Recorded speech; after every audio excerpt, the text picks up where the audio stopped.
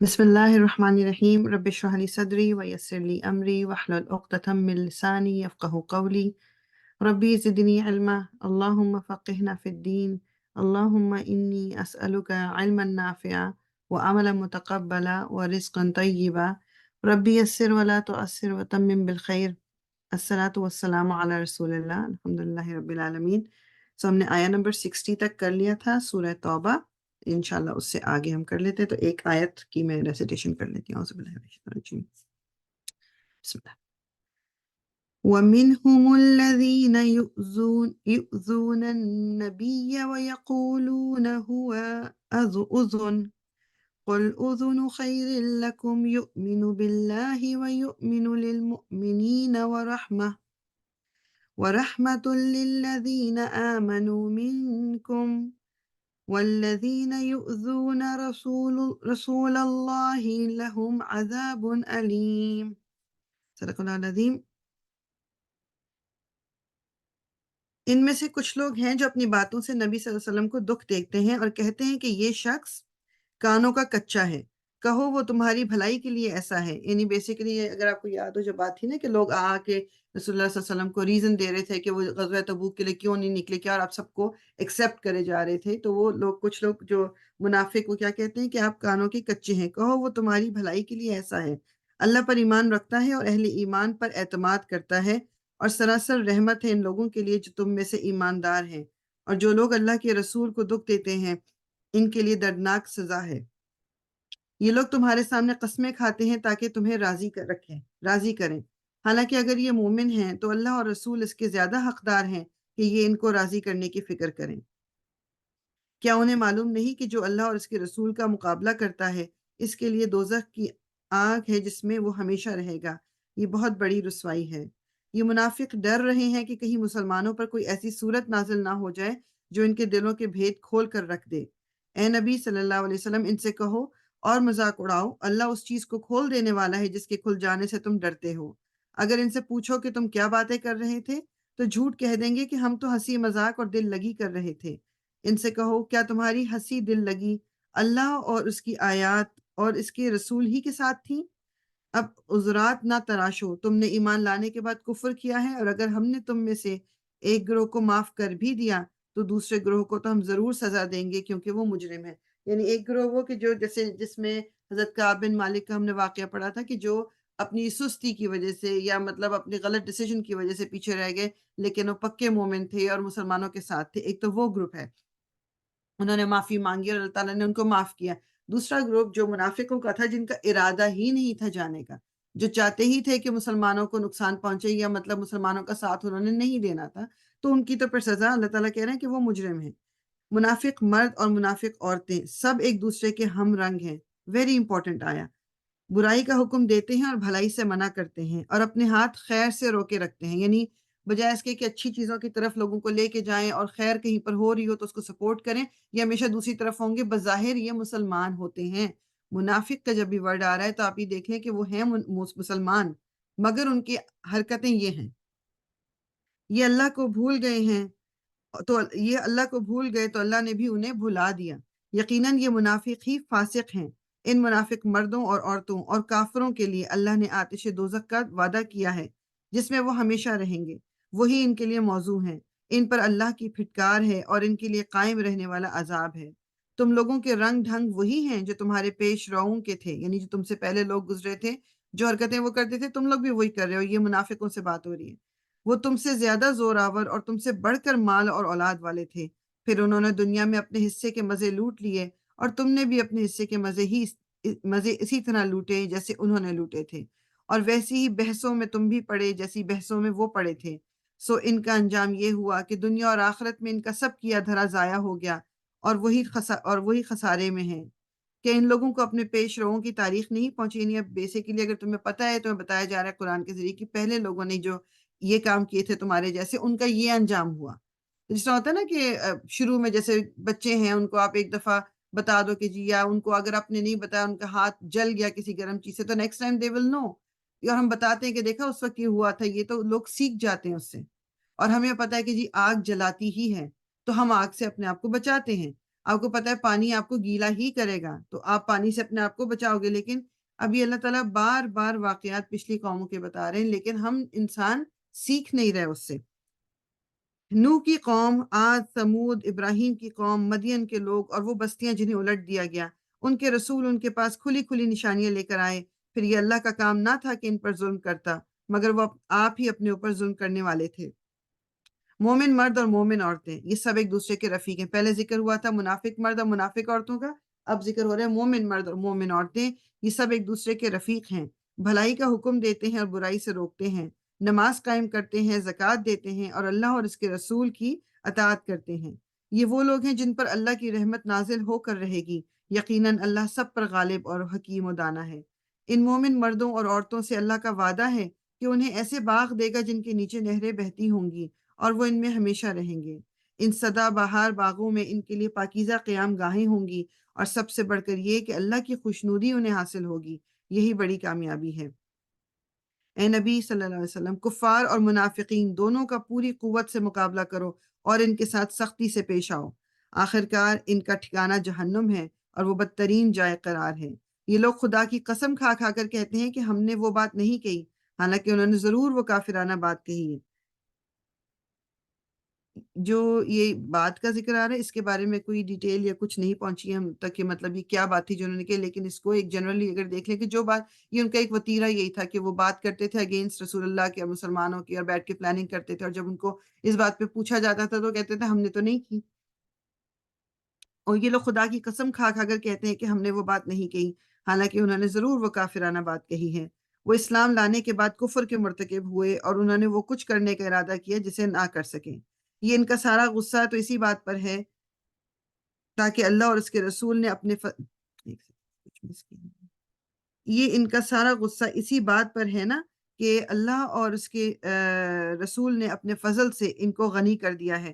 اب اگر یہ اپنی اس روش سے باز آ جائیں تو انہی کے لیے بہتر ہے، اور اگر یہ باز نہ آئے تو اللہ ان کو نہایت دردناک سزا دے گا، دنیا میں بھی اور آخرت میں بھی، اور زمین میں کوئی نہیں جو ان کا حمایتی اور مددگار ہوگا۔ ان میں سے بعض ایسے بھی ہیں جنہوں نے اللہ سے عہد کیا تھا کہ اگر اس نے اپنے فضل سے ہم کو نوازا تو ہم خیرات کریں گے اور صالح بن کر رہیں گے، مگر جب اللہ نے اپنے فضل سے ان کو دولت مند کر دیا تو وہ بخل پر اتر آئے اور اپنے عہد سے ایسے پھرے کہ انہیں اس کی پرواہ تک نہیں ہے۔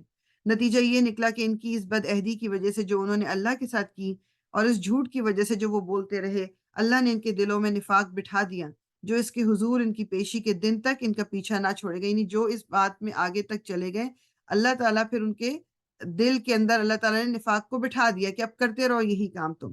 کیا یہ لوگ جانتے نہیں ہیں کہ اللہ کو ان کے مخفی راز اور ان کی پوشیدہ سرگوشیاں تک معلوم ہیں، اور وہ تمام غیب کی باتوں سے پوری طرح باخبر ہے۔ وہ خوب جانتا ہے ان کنجوس دولت مندوں کو جو برضا و رغبت دینے والے اہل ایمان کی مالی قربانیوں پر باتیں چھانٹتے ہیں اور ان لوگوں کا مذاق اڑاتے ہیں۔ بیسیکلی جیسے جو مسلمان اس وقت ہو رہے تھے اور جو نئے نئے مسلمان تھے، کیا ان کے مطلب mostly they were not financially stable, تو ان کے پاس اتنا ہوتا نہیں تھا، تو جو بھی کچھ ہوتا تھا، یعنی ایک یہ اگزامپل اب لینے صحابی کی کہ انہوں نے پوری رات کسی کے باغ میں کھیتی باڑی مطلب اس کی دیکھ بھال کی، پانی دیا، اور صبح چند کھجوریں ان کو ملی تھی اجرت کے طور پہ، اور انہوں نے وہ چند کھجوریں لا کے رسول اللہ کو دے دی تھی ایز اے صدقہ۔ تو اس طرح کی ان کے پاس نہیں بھی تھا تو وہ کوشش کرتے تھے، جو تو ان کا مذاق اڑاتے تھے، یہ جو امیر عمرہ جو قریش کے لیڈرز کہہ لیں، اور جو دوسرے یہ کہ مطلب یہ کیا کر رہے ہیں، اور مذاق ان کا اڑاتے تھے۔ اور اللہ تعالیٰ کہہ رہے ہیں ان لوگوں کا مذاق اڑاتے ہیں جن کے پاس راہ خدا میں دینے کے لیے اس کے سوا کچھ نہیں ہے، جو وہ اپنے اوپر مشقت برداشت کر کے دیتے ہیں، یعنی اپنا پیٹ کاٹ کے، اپنے دل کو مار کے وہ اسلام کے لیے آ کے صدقہ خیرات کرتے ہیں، تو ان کا یہ لوگ مذاق اڑاتے تھے۔ اللہ ان مذاق اڑانے والوں کا مذاق اڑاتا ہے اور ان کے لیے دردناک سزا ہے۔ اے نبی، تم خواہ ایسے لوگوں کے لیے معافی کی درخواست کرو یا نہ کرو، اگر تم 70 مرتبہ بھی انہیں معاف کر دینے کی درخواست کرو گے تو اللہ انہیں ہرگز معاف نہ کرے گا، اس لیے کہ انہوں نے اللہ اور اس کے رسول کے ساتھ کفر کیا ہے، اور اللہ فاسق لوگوں کو راہ نجات نہیں دکھاتا۔ یہاں جو 70 کا لفظ ہے وہ علماء مفسرین یہ کہتے ہیں کہ یہ ایک بڑے نمبر کو شو کرنے کے لیے، یہ مطلب نہیں ہے کہ اگر 70 دفعہ کہا تو نہیں ہوگا اور 71 دفعہ کہا تو سن لیں گے اللہ تعالیٰ، ایسی بات نہیں ہے۔ It's just to show a big number، ٹھیک ہے، یہ اس کا یہ مطلب ہے۔ اور یہ بیسیکلی جو منافق ہیں، یہ لٹرلی ان کی بات ہو رہی ہے۔ جن لوگوں کو پیچھے رہ جانے کی اجازت دی گئی تھی وہ اللہ کے رسول کا ساتھ نہ دینے اور گھر بیٹھے رہنے پر خوش ہوئے اور انہیں گوارا نہ ہوا کہ اللہ کی راہ میں جان اور مال سے جہاد کریں۔ انہوں نے لوگوں سے کہا کہ اس سخت گرمی میں نہ نکلو، ان سے کہو کہ جہنم کی آگ اس سے زیادہ گرم ہے۔ کاش انہیں اس کا شعور ہوتا ہے۔ یعنی میں نے بتایا تھا غزوہ تبوک جو تھی اس کے لیے نکلنا تھا، سخت جون جولائی کا مہینہ تھا جب ان کی فصل بھی تیار تھی اور گرمی بے تہا تھی، تو اس لیے وہ ایک دوسرے کو، جو منافق تھے، وہ یہ کہہ رہے تھے۔ اب چاہیے کہ یہ لوگ ہنسنا کم کریں اور روئیں زیادہ، اس لیے کہ جو بدی یہ کماتے رہے ہیں اس کی جزا ایسی ہی ہے کہ انہیں اس پر رونا چاہیے۔ اگر اللہ ان کے درمیان تمہیں واپس لے جائے اور آئندہ ان میں سے کوئی گروہ جہاد کے لیے نکلنے کی تم سے اجازت مانگے تو صاف کہہ دینا کہ اب تم میرے ساتھ ہرگز نہیں چل سکتے اور نہ میری مائیت میں کسی دشمن سے لڑ سکتے ہو۔ تم نے پہلے بیٹھے رہنے کو پسند کیا تھا تو اب گھر بیٹھنے والوں ہی کے ساتھ بیٹھے رہو، اور آئندہ ان میں سے جو کوئی مرے اس کی نماز جنازہ بھی تم ہرگز نہ پڑھنا اور نہ کبھی اس کی قبر پر کھڑے ہونا، کیونکہ انہوں نے اللہ اور اس کے رسول کے ساتھ کفر کیا ہے اور وہ مرے ہیں اس حال میں کہ وہ فاسق تھے۔ تو واقعہ ایک تو یہ ہے کہ عبداللہ بن ابی، ایک منافق جو کہ منافقوں کا لیڈر کہہ لیں مدینہ میں جو تھا، تو اس کی جب ڈیتھ ہو گئی تو اس کا بیٹا جو تھا وہ مسلمان تھے، وہ آئے رسول اللہ صلی اللہ علیہ وسلم کے پاس۔ پہلے تو ان کو کہا کہ اپنی قمیص مجھے دے دیں تاکہ میں اپنے باپ کو اس میں اگر لپیٹ کے دفناؤں تو شاید ان کی سزا پہ کوئی کمی ہو جائے، تو رسول اللہ نے اپنی قمیص دے دی۔ پھر انہوں نے کہا کہ آپ اگر ان کی نماز جنازہ پڑھا دیں، اور ایون دو صحابہ کرام نے کہا رسول اللہ کو کہ مطلب آپ کیا کرنے جا رہے ہیں، لیکن انہوں نے مطلب آپ کا دل تو بہت نرم تھا تو آپ کھڑے ہو کے آپ نے اس کی نماز جنازہ پڑھا دی تھی، لیکن اس کے بعد پھر یہ آیتیں نازل ہوئیں اور بعد میں پھر منع کر دیا گیا تھا آپ کو بھی، اور سب کو یہ مسلمانوں کے لیے بھی ہے۔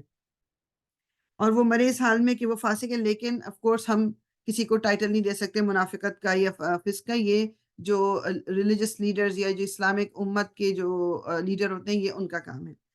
ان کی مالداری، ان کی کثرت اولاد تم کو دھوکے میں نہ ڈالے۔ اللہ نے تو ارادہ کر لیا ہے کہ اس مال اور اولاد کے ذریعے سے ان کو اسی دنیا میں سزا دے اور ان کی جانیں اس حال میں نکلیں کہ وہ کافر ہوں۔ جب بھی کوئی صورت اس مضمون کی نازل ہوئی کہ اللہ کو مانو اور اس کے رسول کے ساتھ مل کر جہاد کرو، تو تم نے دیکھا کہ جو لوگ ان میں سے صاحب مقدرت تھے وہی تم سے درخواست کرنے لگے کہ انہیں جہاد کی شرکت سے معاف کرے۔ یعنی کہ جو طاقت رکھتے تھے وہی آ کے کہنے لگے جی ہم نہیں جا سکتے، اور انہوں نے کہا کہ ہمیں چھوڑ دیجئے کہ ہم بیٹھنے والوں کے ساتھ رہیں۔ ان لوگوں نے گھر بیٹھنے والیوں میں شامل ہونا پسند کیا۔ اب دیکھیں والیوں کا یعنی عورتوں کا، کیونکہ عورتوں کو نہیں جانا تھا نا جہاد میں، تو عورتیں پیچھے رہیں، تو ان لوگوں نے ان کے ساتھ ان کی طرح بیٹھنا پسند کیا اور ان کے دلوں پر ٹھپا لگا دیا گیا، اس لیے ان کی سمجھ میں اب کچھ نہیں آتا۔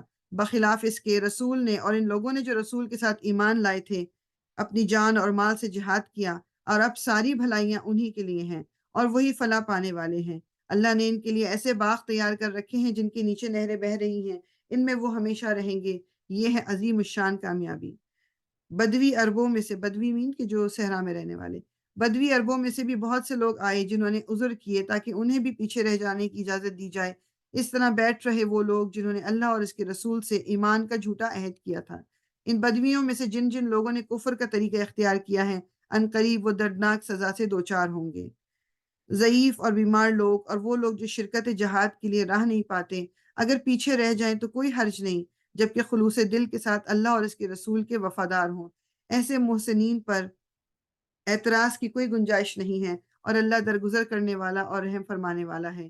اسی طرح ان لوگوں پر بھی کوئی اعتراض کا موقع نہیں ہے جنہوں نے خود آ کر تم سے درخواست کی تھی کہ ہمارے لیے سواریاں بہم پہنچائی جائیں، اور جب تم نے کہا کہ میں تمہارے لیے سواریوں کا انتظام نہیں کر سکتا تو وہ مجبوراً واپس گئے، اور حال یہ تھا کہ ان کی آنکھوں سے آنسو جاری تھے اور انہیں اس بات کا بڑا رنج تھا کہ وہ اپنے خرچ پر شریک جہاد ہونے کی مقدرت نہیں رکھتے تھے۔ یعنی غزوہ تبوک کے موقع پہ اسپیشلی ایسے لوگ تھے جو آپ کے پاس آئے تھے کہ ہم نے جانا ہے، ہمارے پاس مطلب نہ سواری ہے نہ ذرہ مطلب ایمینیشن کچھ بھی نہیں ہے، آپ اگر ہمیں وہ فراہم کر دیں تو ہم آپ کے ساتھ چلتے ہیں۔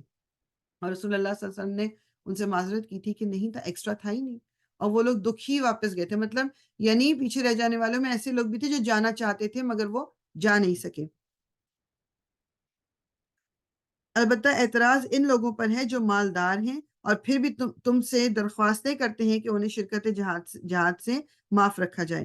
انہوں نے گھر بیٹھنے والیوں میں شامل ہونا پسند کیا اور اللہ نے ان کے دلوں پر ٹھپا لگا دیا، اس لیے کہ اب یہ کچھ نہیں جانتے کہ اللہ کی ہاں ان کی اس روش کا کیا نتیجہ نکلنے والا ہے۔ تم جب پلٹ کر ان کے پاس پہنچو گے تو یہ طرح طرح کے عذرات پیش کریں گے، مگر تم صاف کہہ دینا کہ بہانے نہ کرو، ہم تمہاری کسی بات کا اعتبار نہ کریں گے۔ اللہ نے ہم کو تمہارے حالات بتا دیے ہیں، اب اللہ اور اس کا رسول تمہارے طرز عمل کو دیکھے گا، پھر تم اس کی طرف پلٹائے جاؤ گے جو کھلے اور چھپے سب کا جاننے والا ہے، اور وہ تمہیں بتا دے گا کہ تم کیا کچھ کرتے رہے ہو۔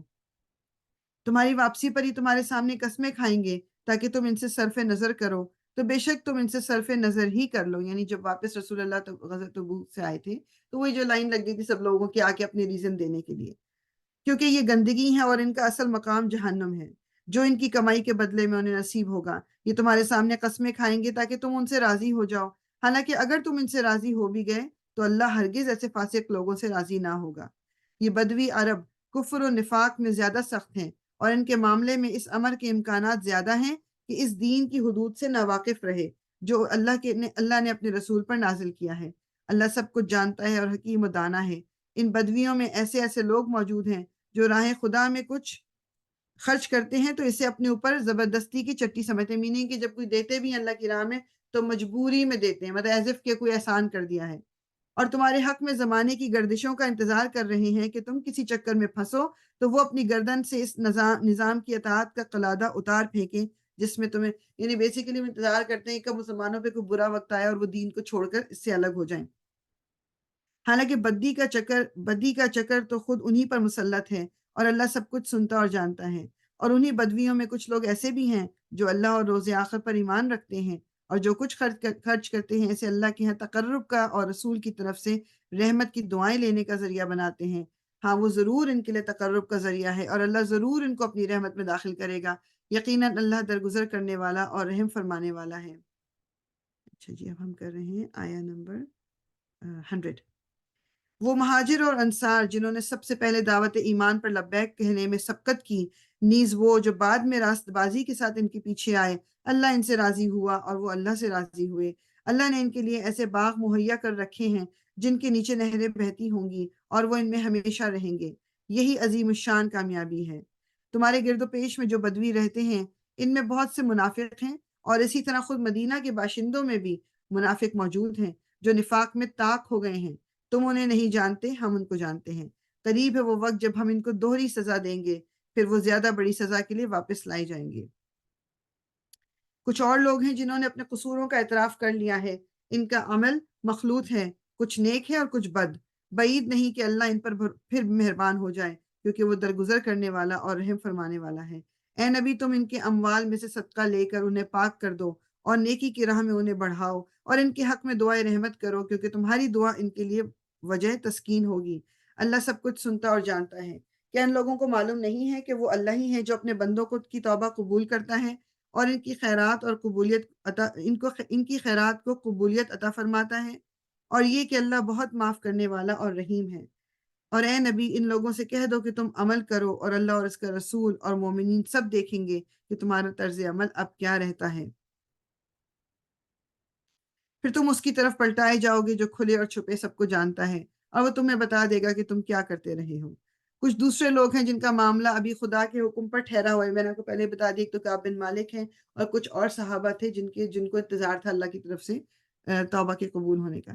چاہے انہیں سزا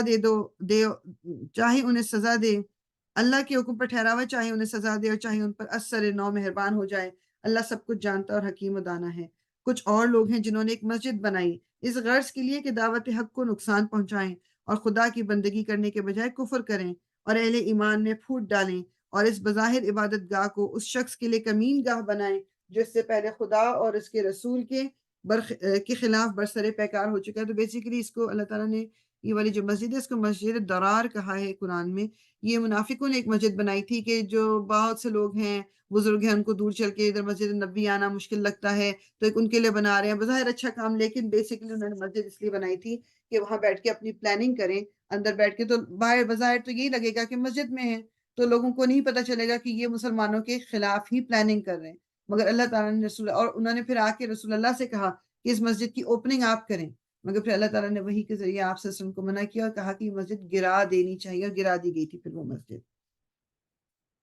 وہ ضرور قسمیں کھا کھا کر کہیں گے کہ ہمارا ارادہ تو بھلائی کے سوا کسی دوسری چیز کا نہ تھا، مگر اللہ گواہ ہے کہ وہ قطعی جھوٹے ہیں۔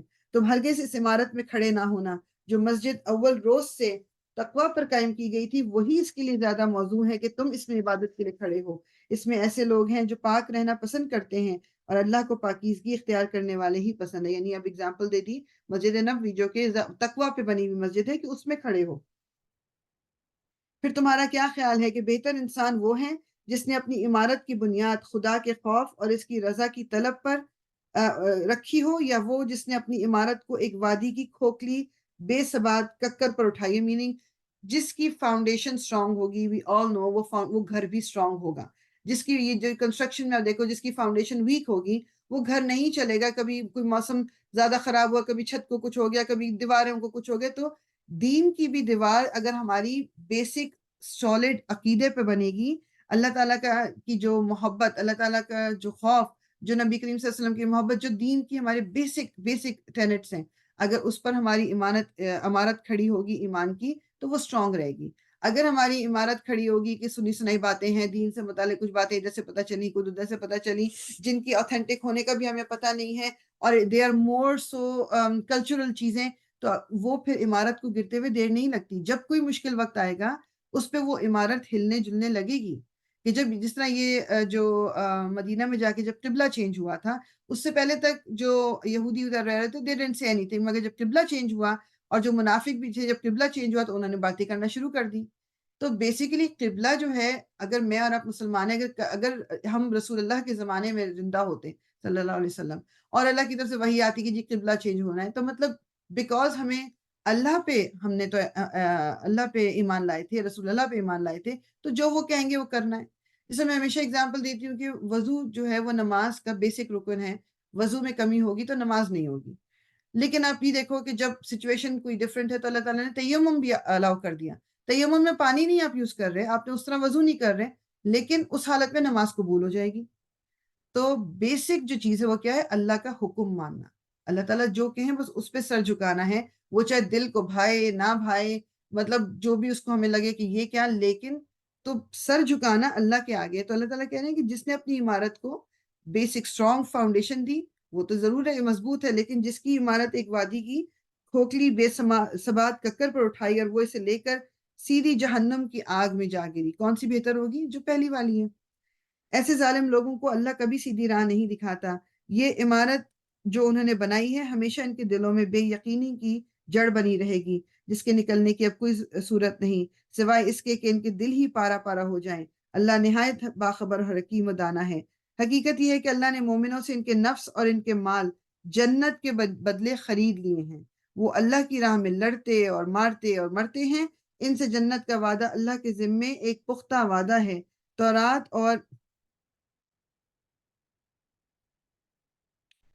اور انجیل اور قرآن میں. اور کون ہے جو اللہ سے بڑھ کر اپنے عہد کو پورا کرنے والا ہو؟ بس خوشیاں مناؤ اپنے اس سودے پر جو تم نے خدا سے چکا لیا. یہی ہے سب سے بڑی کامیابی. اللہ کی طرف بار بار پلٹنے والے، اس کی بندگی بجا لانے والے. اب یہ پوائنٹس یاد رکھنے کہ اللہ تعالیٰ کیا کوالٹیز بتا رہے ہیں ہمیں. اس کی بندگی بجا لانے والے، اس کی تعریف کے گن گانے والے، اس کی خاطر زمین میں گردش کرنے والے. گردش کرنے میننگ جگہ جگہ مطلب کوشش کرنا جہاں پر ان کی ضرورت ہے، دین کے لیے کوئی کام کرنا، لوگوں کے لیے کوئی کام کرنا. اس کے آگے رکوع اور سجدے کرنے والے، نیکی کا حکم دینے والے، بدی سے روکنے والے اور اللہ کی حدود کی حفاظت کرنے والے. اس شان کے ہوتے ہیں وہ مومن جو اللہ سے خرید و فروخت کا یہ معاملہ طے کرتے ہیں. اور اے نبی ان مومنوں کو خوشخبری دے دو. بیسیکلی ہم نے اپنی زندگی، اپنی جان اللہ تعالیٰ کے پاس گروی رکھ دیے فور آخرہ، کامیابی یعنی کہ جنت ملنے کے لیے. تو اگر ہمیں جنت چاہیے ہے تو پھر یہ کام ہمیں کرنے ہوں گے، یہ کوالٹیز ہمیں اپنے اندر پیدا کرنی ہوں گی، کیونکہ اللہ تعالیٰ کے ساتھ ہم نے یہ ڈیل کی، بزنس ڈیل ہے یہ. جس سے اس دنیا میں ہم اپنے بزنس کو فائدہ دینے کے لیے، کہ ہمیں بزنس میں کامیابی ہو اور ہمارا بزنس کو پھلے پھولے، ہم کیا کیا کرتے ہیں، لوگوں سے ڈیل بناتے ہیں، کبھی اس پلیٹ فارم پہ ڈالتے ہیں، کبھی وہ پوری اس کی پوری آپ کہتے ہیں نا پھیلاتے ہیں، پورے اس کے بارے میں فلائرز بناتے ہیں، اس کے بارے میں ایڈز چلاتے ہیں کہ یہ ہماری ڈیل، تاکہ اس سے فائدہ پہنچے. تو اللہ تعالیٰ نے بھی کہا کہ یہ کوالٹیز اپنے اندر پیدا کر لو تو یہ ڈیل تمہارے لیے پکی فائدہ مند ہے. نبی کو اور ان لوگوں کو جو ایمان لائے ہیں زیبا نہیں ہے کہ مشرکوں کے لیے مغفرت کی دعا کریں. یہ بہت امپورٹنٹ آیا ہے، میں پہلے بھی ذکر کر چکی ہوں کہ نبی اور ان لوگوں کو جو ایمان لائے ہیں یہ ان کو زیبا نہیں ہے کہ مشرکوں کے لیے مغفرت کی دعا کریں، چاہے وہ ان کے رشتہ دار ہی کیوں نہ ہوں، جبکہ ان پر یہ بات کھل چکی ہے کہ وہ جہنم کے مستحق ہیں. ابراہیم نے اپنے باپ کے لیے جو دعائیں مغفرت کی تھی وہ تو اس وعدے کی وجہ سے تھی جو اس نے اپنے باپ سے کیا تھا. حضرت ابراہیم نے اپنے باپ سے جب گھر چھوڑ رہے تھے تو کہا تھا کہ میں آپ کے لیے اللہ سے دعا کروں گا, تو اس لیے انہوں نے مغفرت کی دعا کی, حالانکہ ان کا باپ مشرک تھا. تو اللہ تعالیٰ نے وہ بھی کلیئر کر دیا. اس نے چونکہ وہ وعدہ کیا تھا, اس نے وہ وعدہ پورا کرنے کے لیے دعا کر لی. آگے حضرت ابراہیم کو پتا ہے کہ جو اللہ تعالیٰ کی مرضی ہوگی وہی ہوگا. مگر جب اس پر یہ بات کھل گئی کہ اس کا باپ خدا کا دشمن ہے تو وہ اس سے بیزار ہو گیا. حق یہ ہے کہ ابراہیم بڑا رقیق القلب اور خدا ترس اور بردبار آدمی تھا. اللہ کا یہ طریقہ نہیں ہے کہ لوگوں کو ہدایت دینے کے بعد پھر گمراہی میں مبتلا کرے جب تک کہ انہیں صاف صاف بتا نہ دے کہ انہیں کن چیزوں سے بچنا چاہیے. در حقیقت اللہ ہر چیز کا علم رکھتا ہے, اور یہ بھی واقع ہے کہ اللہ ہی کے قبضے میں آسمان اور زمین کی سلطنت ہے. اسی کے اختیار میں زندگی اور موت ہے, اور تمہارا کوئی حامی و مددگار ایسا نہیں ہے جو تمہیں اس سے بچا سکے. اللہ نے معاف کر دیا نبی کو اور ان مہاجرین اور انصار کو جنہوں نے بڑی تنگی کے وقت میں نبی کا ساتھ دیا, اگرچہ ان میں سے کچھ لوگوں کے دل کجی کی طرف مائل ہو چکے تھے, مگر جب انہوں نے اس کجی کا اتباع نہ کیا بلکہ نبی کا ساتھ ہی دیا تو اللہ نے انہیں معاف کر دیا. بے شک اس کا معاملہ ان لوگوں کے ساتھ شفقت اور مہربانی کا ہے, اور ان تینوں کو بھی اس نے معاف کیا جن کے معاملے کو ملتوی کر دیا گیا تھا. یہ وہی جس میں سے جو آپ کہہ لو کہ یہ ایک ان کے نام مجھے جو ہے نا کعب بن مالک کے علاوہ مجھے ذرا نام اس طرح سے ان کے دماغ میں نہیں ہے. کہاں کعب بن مالک, ہلال بن امیہ اور مرارہ بن ربیہ, یہ تین لوگ تھے. تو ان کا ذکر دیکھیں اللہ تعالیٰ نے قرآن میں کر دیا کہ ان کے معاملے کو ملتوی کر دیا گیا جب زمین اپنی ساری وسعت کے باوجود ان پر تنگ ہو گئی اور ان کی اپنی جانیں بھی ان پر بار ہونے لگیں, اور انہوں نے جان لیا کہ اللہ سے بچنے کے لیے کوئی جائے پناہ خود اللہ ہی کی دامن رحمت کے سوا نہیں ہے. تو اللہ اپنی مہربانی سے ان کی طرف پلٹا تاکہ وہ اس کی طرف پلٹ آئیں. یقیناً وہ بڑا معاف کرنے والا اور رحیم ہے. آپ یہ دیکھو کہ یہ وہ لوگ تھے جو دین پر چلنے والے لوگ تھے, جو رسول اللہ کے جنہوں نے ہمیشہ ساتھ دیا ہے, لیکن ان کے ساتھ بھی کتنی سختی کا معاملہ اللہ تعالیٰ نے کیا تھا. تو میں اور آپ بھی اپنے آپ کو جب بھی ہم سے بھی کوئی خرابی کوئی غلطی ہو جائے تو فوراً معافی کی طرف, فوراً توبہ کی طرف ہم نے پلٹنا ہے. اے لوگوں جو ایمان لائے ہو, اللہ سے ڈرو اور سچے لوگوں کا ساتھ دو. مدینے کے باشندوں اور گرد و نواح کے بدیوں کو یہ ہرگز زیبا نہ تھا کہ اللہ کے رسول کو چھوڑ کر گھر بیٹھ رہتے اور اس کی طرف سے بے پرواہ ہو کر اپنے اپنے نفس کی فکر میں لگ جاتے, اس لیے کہ ایسا کبھی نہ ہوگا کہ اللہ کی راہ میں بھوک پیاس اور جسمانی مشقت کی کوئی تکلیف وہ جھیلیں, اور منکرین حق کو جو راہ ناگوار ہے اس پر کوئی قدم وہ اٹھائیں, اور کسی دشمن سے وہ عداوت حق کا کوئی انتقام وہ لیں, اور اس کے بدلے ان کے حق میں ایک عمل صالح نہ لکھا جائے. اللہ تعالیٰ کہہ رہے ہیں کہ یہ کام وہ کریں تو یہ ہو ہی نہیں سکتا کہ ایک نیک عمل ان کے لیے لکھا نہ جائے. یقیناً اللہ کے ہم محسنوں کا حق الخدمت مارا نہیں جاتا, اور اس طرح یہ بھی کبھی نہ ہوگا کہ راہ خدا میں تھوڑا یا بہت کوئی خرچ وہ اٹھائیں اور صحیح جہاد میں کوئی وادی وہ پار کریں اور ان کے حق میں سے لکھ نہ لیا جائے, تاکہ اللہ ان کے اچھے کاموں کا کارنامے کا صلہ انہیں عطا کرے. اور یہ کچھ ضروری نہ تھا کہ اہل ایمان سارے کے سارے ہی نکل کھڑے ہوتے, مگر ایسا کیوں نہ ہوا کہ ان کی آبادی کے ہر حصے میں سے کچھ لوگ نکل کر آتے اور دین کی سمجھ پیدا کرتے اور واپس جا کر اپنے علاقے کے باشندوں کو خبردار کرتے تاکہ وہ غیر مسلمانہ روش سے پرہیز کریں. یعنی بیسیکلی ہمارے لیے بھی ہے کہ یہ ریکوائرمنٹ نہیں کہ سارے کے سارے ہی اٹھ کے اب وہ امام بن جائیں یا دین کی سٹڈیز میں لگ جائیں, لیکن دین کو اتنا کچھ لوگ ضرور ہوں ہر کمیونٹی میں کہ جو دین کو سمجھیں اور واپس آ کے لوگوں کو سمجھائیں. Basically this is what a requirement. اس لیے میں کہتی ہوں کہ ہم میں سے ہر ایک دائی ہے اپنے اپنے لیول کا, اپنے اپنے طریقے سے ہم کر سکتے ہیں, میننگ کہ جس کے اندر جو کیپیسٹی بھی اللہ تعالیٰ نے رکھی ہے اور جو اس کا سرکل ہے, چاہے وہ فیملی ہے چاہے وہ دوست ہیں, جو بھی ہے اللہ تعالیٰ نے ہر ایک کو یہ ایک اپرچونٹی دی ہوئی ہے کہ جو اپنی آخرت کو سنوار سکتے ہیں اللہ کا دین پھیلا کر. اور اچھا, اے لوگوں جو ایمان لائے ہو, جنگ کرو ان منکرین حق سے جو تم سے قریب ہیں, اور چاہیے کہ وہ تمہارے اندر سختی پائیں, اور جان لو کہ اللہ متقیوں کے ساتھ ہے. جب کوئی نئی صورت نازل ہوتی ہے تو اس میں سے بعض لوگ مذاق کے طور پر مسلمانوں سے پوچھتے ہیں, کہو تم میں سے کس کے ایمان میں اس سے اضافہ ہوا. اس کا جواب یہ ہے کہ جو لوگ ایمان لائے ہیں ان کے ایمان میں تو فی الواقع ہر نازل ہونے والی صورت نے اضافہ ہی کیا ہے, اور وہ اس سے دلشاد ہیں. البتہ جن لوگوں کے دلوں کو نفاق کا روگ لگا ہوا تھا ان کی سابق نجاست پر ہر نئی صورت نے ایک اور نجاست کا اضافہ کر دیا, اور وہ مرتے دم تک کفر ہی میں مبتلا رہے. کیا یہ لوگ دیکھتے نہیں کہ ہر سال ایک دو مرتبہ یہ آزمائش میں ڈالے جاتے ہیں، مگر اس پر بھی نہ توبہ کرتے ہیں نہ کوئی سبق لیتے ہیں۔ یہی بات ہوتی ہے جب کہیں پر بھی کوئی اللہ کی طرف سے آزمائش بھیجی گئی ہے تو وہ بیسیکلی یہ کہ لوگ سدھر جائیں، لوگ اپنے آپ کو مطلب لوگ توبہ کر لیں۔ جب کوئی صورت نازل ہوتی ہے تو یہ لوگ آنکھوں ہی آنکھوں میں ایک دوسرے سے باتیں کرتے ہیں کہ کہیں کوئی تم کو دیکھ تو نہیں رہا، پھر چپکے سے نکل بھاگتے ہیں۔ یعنی کہ کہیں جب صورت نازل ہو رہی، رسول اللہ کی کمپنی میں بیٹھے ہوئے، اب نازل ہو رہی، اگر وہی کان میں پڑ گئی اور پھر نہ کیا تو ڈبل عذاب، تو آہستہ آہستہ وہاں سے کھسک جاتے ہیں۔ اللہ نے ان کے دل پھیر دیے ہیں کیونکہ یہ نہ سمجھ لوگ ہیں۔ دیکھو تم لوگوں کے پاس ایک رسول آیا ہے جو خود تم ہی میں سے ہے، تمہارا نقصان میں پڑنا اس پر شاک ہے، تمہاری فلاح کا وہ حریص ہے، ایمان لانے والوں کے لیے وہ شفیق اور رحیم ہے۔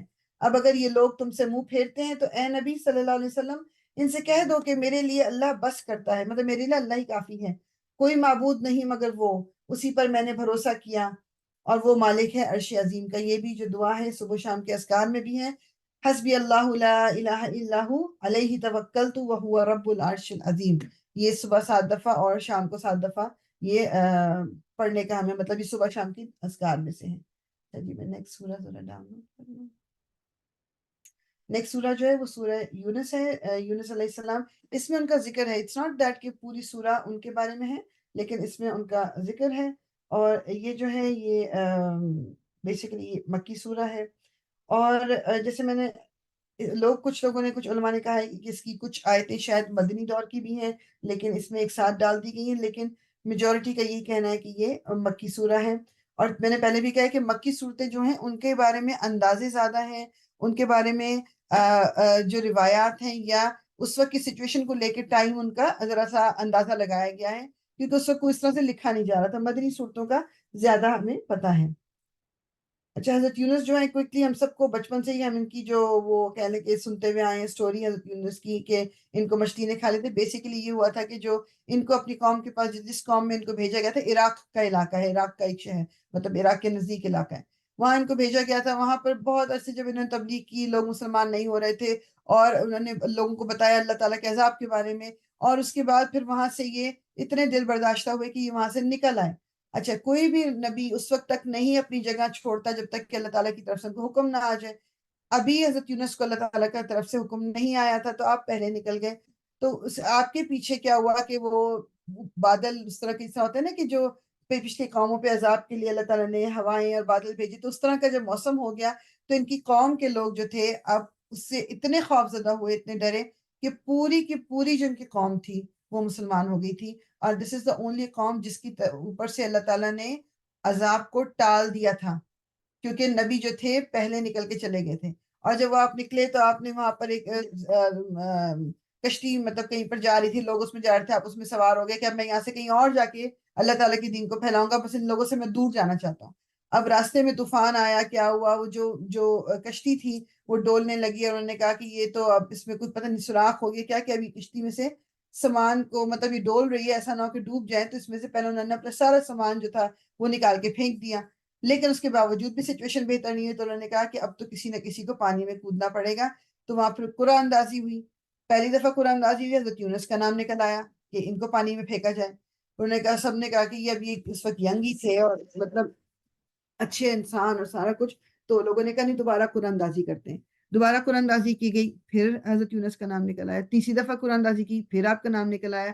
تو اللہ تعالیٰ کی مشیت یہی تھی کہ ان کا تو پھر ان کو اٹھا کے پانی میں پھینک دیا گیا تھا۔ جیسے ہی آپ پانی میں چھلانگ لگائی، اپنے آپ گرے، تو ایک مچھلی جو ویل کی ایک فارم ہے، تو اس نے منہ کھولا اور اس کے اندر اللہ کے حکم سے آپ کو پورا کا پورا نگل لیا تھا۔ اور پھر آپ وہاں پر جتنے دن بھی وہاں پر رہے اور وہاں پر اب مسلسل اللہ تعالیٰ سے معافی مانگتے رہے، دعا پڑھتے رہے۔ وہ جو دعا جو ہمارے یہاں اس کو آئی ڈونٹ نو وائی ایک اس کے ساتھ ایک اٹیچ کر دی چیز ہے کہ جی 1.25 کا ختم ہوگا تو سب بیٹھ کے وہ بیجے پڑھتے رہتے ہیں، کیا یہ جو آیت کریمہ جس کو کہا جاتا ہے لا الہ الا انت سبحانک انی کنت من الظالمین، یہ دعا آپ مسلسل مانگتے رہے اور پھر ایک مقرر وقت کے بعد آپ کو مچھلی نے باہر پھینک دیا تھا خشکی پر، اور پھر کافی عرصہ لگ کے آپ دوبارہ سے صحت مند ہو گئے تھے۔ تو یہ تھوڑا سا بیک گراؤنڈ ان کا، انشاءاللہ ہم شروع کرتے ہیں۔ اعوذ باللہ من الشیطان الرجیم، بسم اللہ الرحمن الرحیم۔ الف لام را تلک آیات الکتاب الحکیم۔ الف لام را، یہ اس کتاب کی آیات ہیں جو حکمت اور دانش سے لبریز ہے۔ کیا لوگوں کے لیے یہ ایک عجیب بات ہو گئی کہ ہم نے خود انہی میں سے ایک آدمی کو اشارہ کیا کہ غفلت میں پڑے ہوئے لوگوں کو چونکا دے اور جو مان لے ان کو خوشخبری دے دے کہ ان کے لیے ان کے رب کے پاس سچی عزت اور سرفرازی ہے۔ کیا یہی وہ بات ہے جس پر منکرین نے کہا کہ یہ شخص تو کھلا جادوگر ہے؟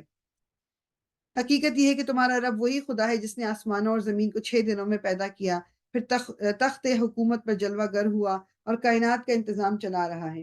کوئی شفاعت کرنے والا نہیں ہے الا یہ کہ اس کی اجازت کے بعد شفاعت کرے، یعنی اللہ تعالیٰ اجازت دیں گے تو کوئی کسی کے لیے شفاعت کی بات کر سکتا ہے۔ یہی اللہ تمہارا رب ہے، لہٰذا تم اسی کی عبادت کرو، پھر کیا تم ہوش میں نہ آؤ گے؟ اسی کی طرف تم سب کو پلٹ کر جانا ہے، یہ اللہ کا پکا وعدہ ہے۔ بے شک پیدائش کی ابتدا وہی کرتا ہے، پھر وہی دوبارہ پیدا کرے گا، تاکہ جو لوگ ایمان لائے اور جنہوں نے نیک عمل کیے ان کو پورے انصاف کے ساتھ جزا دے، اور جنہوں نے کفر کا رویہ اختیار کیا وہ کھولتا ہوا پانی پئیں اور دردناک سزا بھگتیں اس انکار حق کی پاداش میں جو وہ کرتے رہے۔ وہی ہے جس نے سورج کو اجیالا بنایا اور چاند کو چمک دی۔ ان دیکھیں یہ بھی کتنا کلیئر، یہ کتنے سال پہلے کہ سورج کی اپنی روشنی، چاند کی اپنی روشنی نہیں ہے، اور چاند کی گھٹنے بڑھنے کی منزلیں ٹھیک ٹھیک مقرر کر دی تاکہ تم اس سے برسوں اور تاریخوں کے حساب معلوم کرو۔ اللہ نے یہ سب کچھ کھیل کے طور پر نہیں بلکہ بامقصد ہی بنایا ہے۔ وہ اپنی نشانیوں کو کھول کھول کر پیش کر رہا ہے ان لوگوں کے لیے جو علم رکھتے ہیں۔ یقیناً رات اور دن کے الٹ پھیر میں اور ہر اس چیز میں جو اللہ نے زمین اور آسمانوں میں پیدا کی ہے نشانیاں ہیں ان لوگوں کے لیے جو غلط بینی اور غلط روی سے بچنا چاہتے ہیں۔ حقیقت یہ ہے کہ جو لوگ ہم سے ملنے کی توقع نہیں رکھتے اور دنیا کی زندگی ہی پر راضی اور مطمئن ہو گئے ہیں، اور جو لوگ ہماری نشانیوں سے غافل ہیں، ان کا آخری ٹھکانہ جہنم ہوگا، ان برائیوں کی پاداش میں جن کا اکتساب وہ اپنے اس غلط عقیدے اور غلط طرز عمل کی وجہ سے کرتے رہے۔ اور یہ بھی حقیقت ہے کہ جو لوگ ایمان لائے، یعنی جنہوں نے ان صداقتوں کو قبول کر لیا جو اس کتاب میں پیش کی گئی ہیں اور نیک عمل کرتے رہے، انہیں ان کا رب ان کے ایمان کی وجہ سے سیدھی راہ چلائے گا۔ نعمت بھری جنتوں میں ان کے نیچے نہریں بہیں گی، اور وہاں ان کی صدا یہ ہوگی کہ پاک ہے تو اے خدا۔ ان کی دعا یہ ہوگی کہ سلامتی ہو، اور ان کی ہر بات کا خاتمہ اس پر ہوگا کہ ساری ساری تعریف اللہ رب العالمین ہی کے لیے۔ یعنی جنت کا نقشہ کھینچا جا رہا ہے کہ وہاں ہر طرف نا بس سلامتی اور سلامتی ہی ہوگی، اچھائی ہی ہوگی، کیونکہ جو شخص بھی جنت میں ڈالا جائے گا، جنت جائے گا، تو جنت میں انٹر ہونے سے پہلے ہمارے دلوں کو انشاءاللہ اللہ تعالیٰ ہمیں جنت میں داخل کرے، دلوں کو صاف کیا جائے گا، دھویا جائے گا، اور اس میں سے تمام جو نیگیٹیوٹی ہے نا وہ نکال دی جائے گی۔ اگر کہیں ان لوگوں کے ساتھ برا معاملہ کرنے میں بھی اتنی اگر کہیں اللہ لوگوں کے ساتھ برا معاملہ کرنے میں بھی اتنی ہی جلدی کرتا جتنی وہ دنیا کی بھلائی مانگنے میں جلدی کرتے ہیں، تو ان کی مہلت عمل کبھی کی ختم ہو گئی ہوتی، مگر ہمارا یہ طریقہ نہیں ہے، اس لیے ہم ان لوگوں کو جو ہم سے ملنے کی توقع نہیں رکھتے ان کی سرکشی میں بھٹکنے کے لیے چھوٹ دے دیتے ہیں۔ اب دیکھو کہ اللہ تعالیٰ نے اگر حضرت خالد بن ولید، ابو سفیان، اکرمہ بن ابو جہل، عمر بن العاص، یہ تمام وہ لوگ ہیں جو سخت اسلام کے مخالف تھے اور کافی لیٹر آن مسلمان ہوئے ہیں، لیکن اگر اللہ نے ان کو شروع میں سزا دے دی ہوتی تو وہ اسلام کے لیے جو انہوں نے بعد میں کیا وہ نہیں ہوتا۔ تو اللہ تعالیٰ نے بھی اللہ تعالیٰ کی حکمت اللہ تعالیٰ جانتا ہے، تو اللہ تعالیٰ اس لیے ایک دم نہیں پکڑتا لوگوں کو ان کی غلط باتوں پر۔ انسان کا حال یہ ہے کہ جب اس پر کچھ سخت وقت آتا ہے تو کھڑے اور بیٹھے اور لیٹے ہم کو پکارتا ہے، مگر جب ہم اس کی مصیبت ٹال دیتے ہیں تو ایسا چل نکلتا ہے گویا اس نے کبھی اپنے کسی برے وقت میں ہم کو پکارا ہی نہ تھا۔ اس طرح حد سے گزر جانے والوں کے لیے ان کے کرتوت خوشنما بنا دیے گئے ہیں۔ لوگوں تم سے پہلے کی قوموں کو ہم نے ہلاک کر دیا جب انہوں نے ظلم کی روش اختیار کی، اور ان کے رسول ان کے پاس کھلی کھلی نشانیاں لے کر آئے اور انہوں نے ایمان لا کر ہی نہ دیا۔ اس طرح ہم مجرموں کو ان کے جرائم کا بدلہ دیا کرتے ہیں۔ اب ان کے بعد ہم نے تم کو زمین میں ان کی جگہ دی ہے تاکہ دیکھیں کہ تم کیسے عمل کرتے ہو۔ جب انہیں ہماری صاف صاف باتیں سنائی جاتی ہیں تو وہ لوگ جو ہم سے ملنے کی توقع نہیں کرتے کہتے ہیں اس کے بجائے کوئی اور قرآن لاؤ یا اس میں کچھ ترمیم کر لو۔ اے محمد، تو ترمیم کرنے کی کوششیں تو ہمارے یہاں ابھی بھی چل رہی ہیں نا کہ چینجز لے آئیں کچھ۔ اے محمد ان سے کہو میرا یہ کام نہیں ہے کہ اپنی طرف سے اس میں کوئی تغیر اور تبدیلی کر لوں، میں تو بس اس وحی کا پیرو ہوں جو میرے پاس بھیجی جاتی ہے۔ اگر میں اپنے رب کی نافرمانی کروں تو مجھے ایک بڑے ہولناک دن کے عذاب کا ڈر ہے۔ اور کہو اگر اللہ کی مشیت یہی ہوتی ہمیں یہ قرآن تمہیں کبھی یہی ہوتی تو میں تمہیں یہ قرآن کبھی نہ سناتا اور اللہ تمہیں اس کی خبر تک نہ دیتا. یعنی اگر اللہ تعالیٰ نے ویسی مطلب سزا دینی ہو یا مطلب تو وہ قرآن کو اتارنے کی پھر ضرورت ہی نہیں تھی نا, کہ سب کو قرآن بتانے کی کیا ضرورت ہے. اینڈ آف دا ڈے اللہ تعالیٰ کہتے ہو کہ یہ سزا ہے تمہیں. لیکن اللہ تعالیٰ نے قرآن جو اتارا اس کا ریزن یہی کہ انسان سمجھ لے, جان لے کہ کیا صحیح ہے کیا غلط ہے. آخر اس سے پہلے میں ایک عمر تمہارے درمیان گزار چکا ہوں, کیا تم عقل سے کام نہیں لیتے؟ پھر اس سے بڑھ کر ظالم اور کون ہوگا جو ایک جھوٹی بات گھڑ کر اللہ کی طرف منسوب کرے یا اللہ کی واقعی آیات کو جھوٹا قرار دے. یقیناً مجرم کبھی فلاح نہیں پا سکتے. یہ لوگ اللہ کے سوا ان کی پرستش کر رہے ہیں جو ان کو نہ نقصان پہنچا سکتے ہیں نہ نفع, اور کہتے ہیں کہ یہ اللہ کے ہاں ہمارے سفارشی ہیں. اے محمد ان سے کہو, کیا تم اللہ کو اس بات کی خبر دیتے ہو جسے وہ نہ آسمانوں میں جانتا ہے نہ زمین میں؟ پاک ہے وہ اور بالا تر ہے اس شرک سے جو یہ لوگ کرتے ہیں. ابتدا میں سارے انسان ایک ہی امت تھے, بعد میں انہوں نے مختلف عقیدے اور مسلک بنا لیے, اور اگر تیرے رب کی طرف سے پہلے ہی ایک بات طے نہ کر لی گئی ہوتی تو جس چیز میں وہ باہم اختلاف کر رہے ہیں اس کا فیصلہ کر دیا تھا. میننگ کہ اللہ تعالیٰ نے قیامت کا ایک وقت مقرر کر دیا, اس لیے وہ اس سے پہلے نہیں آ سکتی, تو جو کچھ یہ لوگ کر رہے ہیں ان کو اس میں چھوٹ دے دی جاتی ہے. اور یہ جو وہ کہتے ہیں کہ اس نبی پر اس کے رب کی طرف سے کوئی نشانی کیوں نہ اتاری گئی, تو ان سے کہو غیب کا مالک اور مختار تو اللہ ہی ہے. اچھا انتظار کرو, میں بھی تمہارے ساتھ انتظار کرتا ہوں. لوگوں کا حال یہ ہے کہ مصیبت کے بعد جب ہم ان کو رحمت کا مزہ چکھاتے ہیں تو فوراً ہی وہ ہماری نشانیوں کے معاملے میں چال بازیاں شروع کر دیتے ہیں. ان سے کہو اللہ اپنی چال میں تم سے زیادہ تیز ہے, اس کے فرشتے تمہاری سب مکاریوں کو قلم بند کر رہے ہیں. وہ اللہ ہی ہے جو تم کو خشکی اور تری میں چلاتا ہے. چنانچہ جب تم کشتیوں میں سوار ہو کر باد موافق پر فرحاں اور شاداں سفر کر رہے ہوتے ہو اور پھر یک باد مخالف کا زور شروع ہوتا ہے اور ہر طرف سے موجوں کے تھپیڑے لگتے ہیں اور مسافر سمجھ لیتے ہیں کہ طوفان میں گر گئے, اس وقت سب اپنے اپنے دین کو اللہ ہی کے لیے خالص کر کے اس سے دعائیں مانگتے ہیں کہ اگر تو نے ہمیں اس بلا سے نجات دے دی تو ہم شکر گزار بندے بن جائیں گے. مگر جب وہ ان کو بچا لیتا ہے تو پھر وہی لوگ حق سے منحرف ہو کر زمین میں بغاوت کرنے لگتے ہیں. لوگوں تمہاری یہ بغاوت الٹی تمہارے ہی خلاف پڑ رہی ہے. دنیا کے چند روزہ مزے ہیں, لوٹ لو, پھر ہماری طرف تمہیں پلٹ کر آنا ہے. اس وقت ہم تمہیں بتا دیں گے کہ تم کیا کرتے رہے ہو. دنیا کی یہ زندگی جس کے نشے میں مست ہو کر تم ہماری نشانیوں سے غفلت برت رہے ہو, اس کی مثال ایسی ہے جیسے آسمان سے ہم نے پانی برسایا تو زمین کی پیداوار جسے آدمی اور جانور سب کھاتے ہیں خوب گھنی ہو گئی. پھر عین اس وقت جب کہ زمین اپنی بہار پر تھی اور کھیتیاں بنی سوری کھڑی تھی اور ان کے مالک سمجھ رہے تھے کہ اب ہم ان سے فائدہ اٹھانے پر قادر ہیں, یک رات کو یا دن کو ہمارا حکم آ گیا اور ہم نے اسے ایسے غارت کر کے رکھ دیا کہ گویا کل وہاں کچھ تھا ہی نہیں. یعنی بیسیکلی جب انسان اپنے آپ کو صرف یہ بتائے کہ اللہ تعالیٰ کسی وقت بھی میری پکڑ کر سکتا ہے تو اس وقت میں کیا کروں گا. اس طرح ہم نشانیاں کھول کھول کر پیش کرتے ہیں ان لوگوں کے لیے جو سوچنے سمجھنے والے ہیں. تم اس ناپائیدار زندگی کے فریب میں مبتلا ہو رہے ہو اور اللہ تمہیں دارالسلام کی طرف دعوت دے رہا ہے. ہدایت اس کے اختیار میں ہے, جس کو وہ چاہتا ہے سیدھا راستہ دکھا دیتا ہے. جن لوگوں نے بھلائی کا طریقہ اختیار کیا ان کے لیے بھلائی ہے اور مزید فضل. ان کے چہروں پر روح سیاہی اور ذلت نہ چھائے گی, وہ جنت کے مستحق ہیں جہاں وہ ہمیشہ رہیں گے. اللہ تعالیٰ ہم ان لوگوں میں شامل کرے. اور جن لوگوں نے برائیاں کمائی ان کی برائی جیسی ہے ویسا ہی وہ بدلہ پائیں گے. ذلت ان پر مسلط ہوگی, کوئی اللہ سے ان کو بچانے والا نہ ہوگا.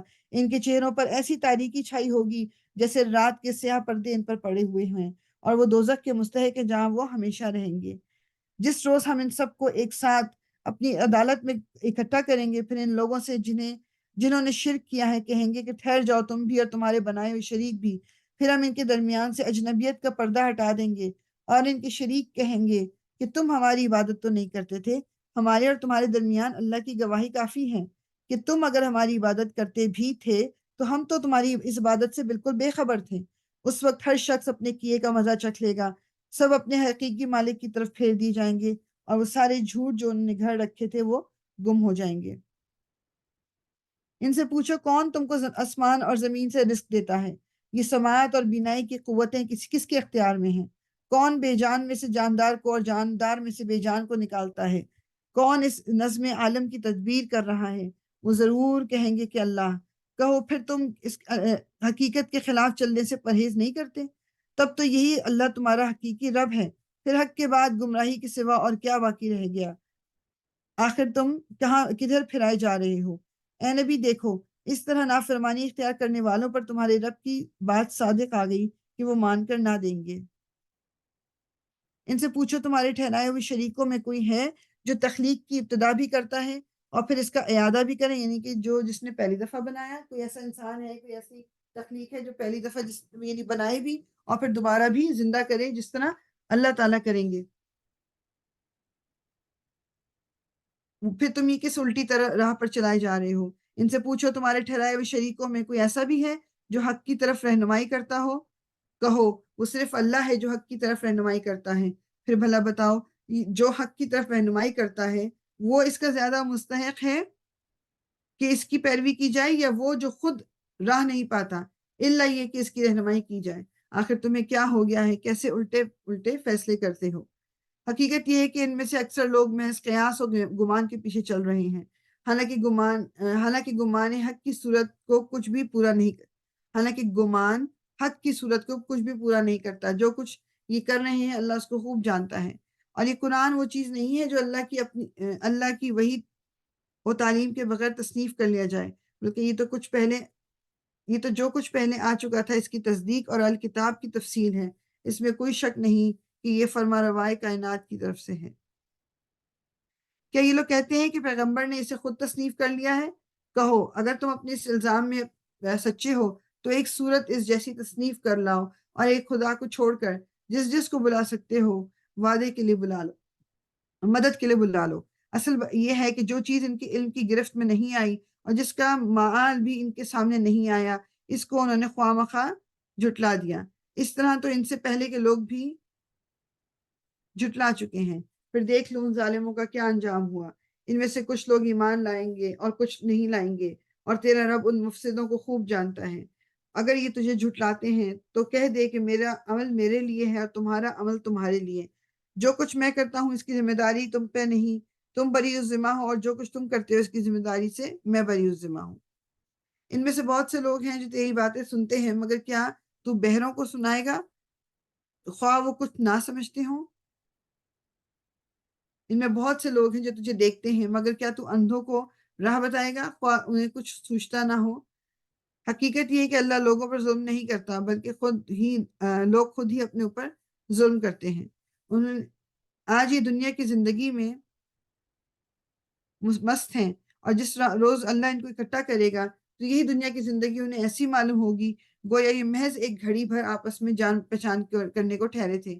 اس وقت تحقیق ہو جائے گی کہ فی الواقع سخت گھاٹے میں رہے وہ لوگ جنہوں نے اللہ کی ملاقات کو جھٹلایا اور ہرگز راہ راست پر نہ تھے۔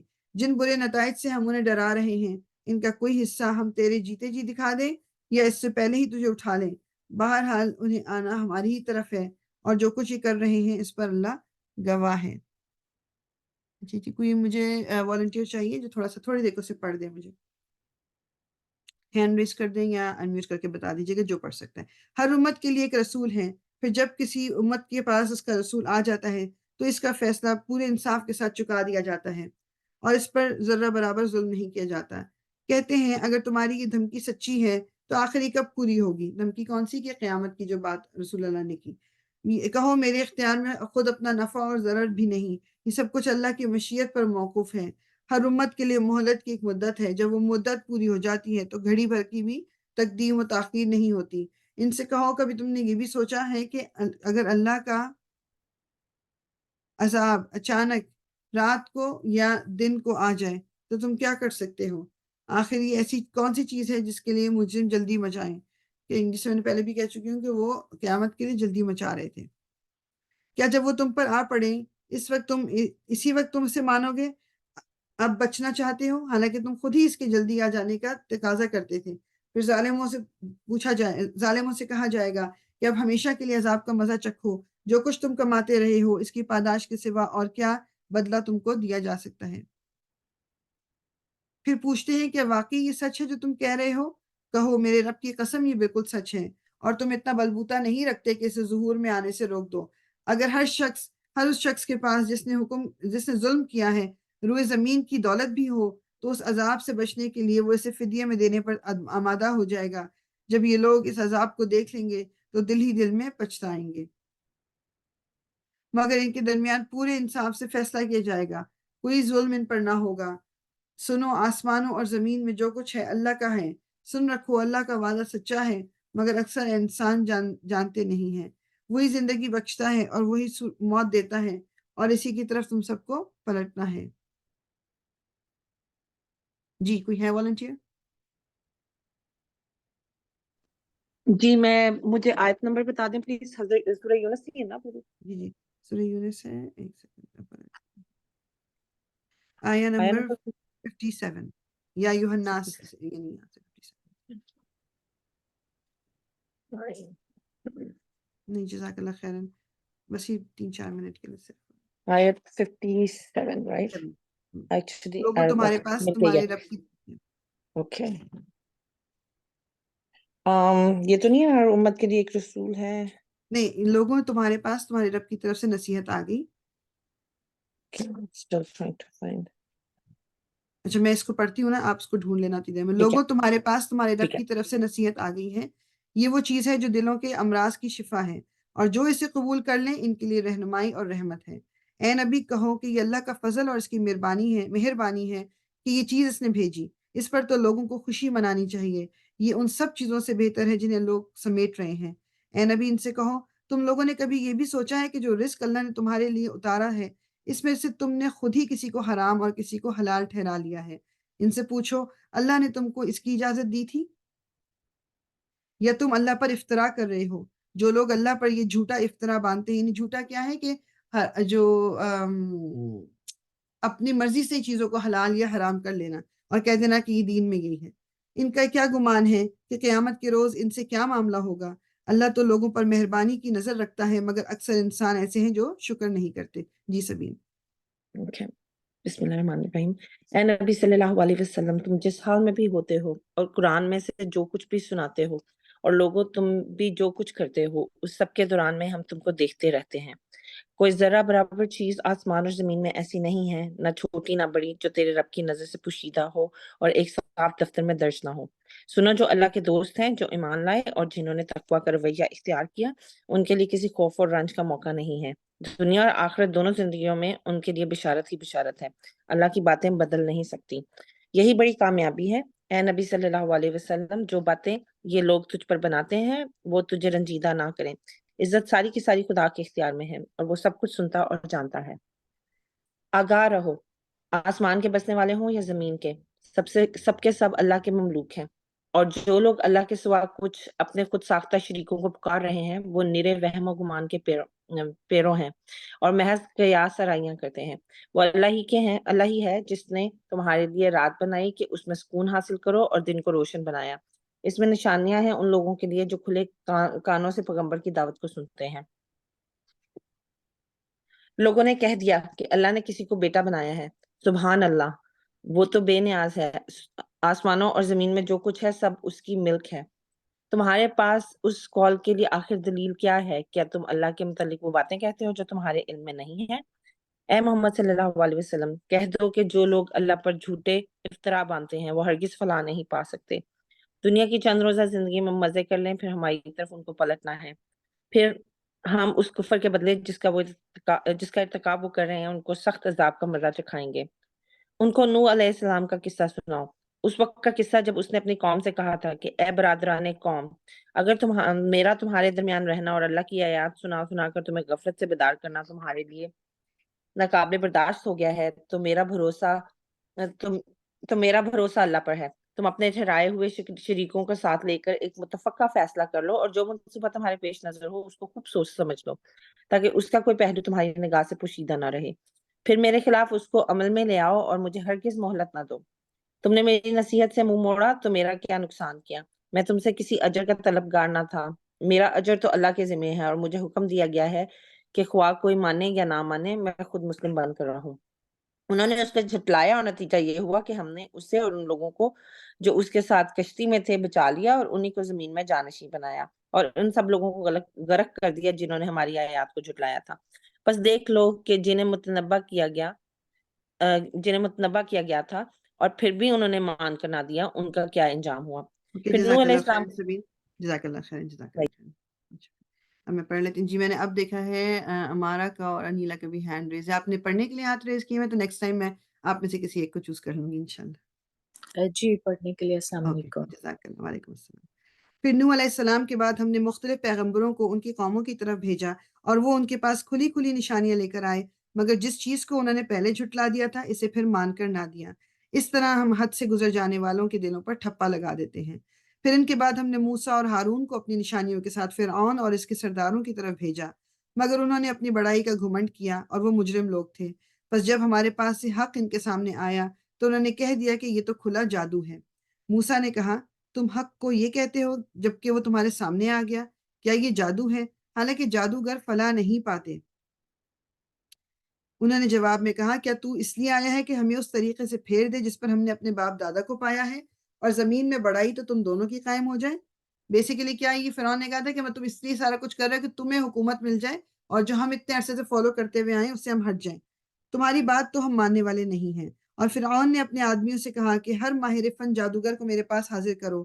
جب جادوگر آ گئے تو موسیٰ نے ان سے کہا، جو کچھ تمہیں پھینکنا ہے پھینکو۔ پھر جب انہوں نے اپنے آنچھر پھینک دیے تو موسیٰ نے کہا، یہ جو کچھ تم نے پھینکا ہے یہ جادو ہے، اللہ ابھی اسے باطل کر دیتا ہے۔ مفسدوں کے کام کو اللہ سدھرنے نہیں دیتا، اور اللہ اپنے نافرمانوں سے حق کو حق اپنے فرمانوں سے حق کو حق کر کے دکھاتا ہے، خواہ مجرموں کو وہ کتنا ہی ناگوار ہو۔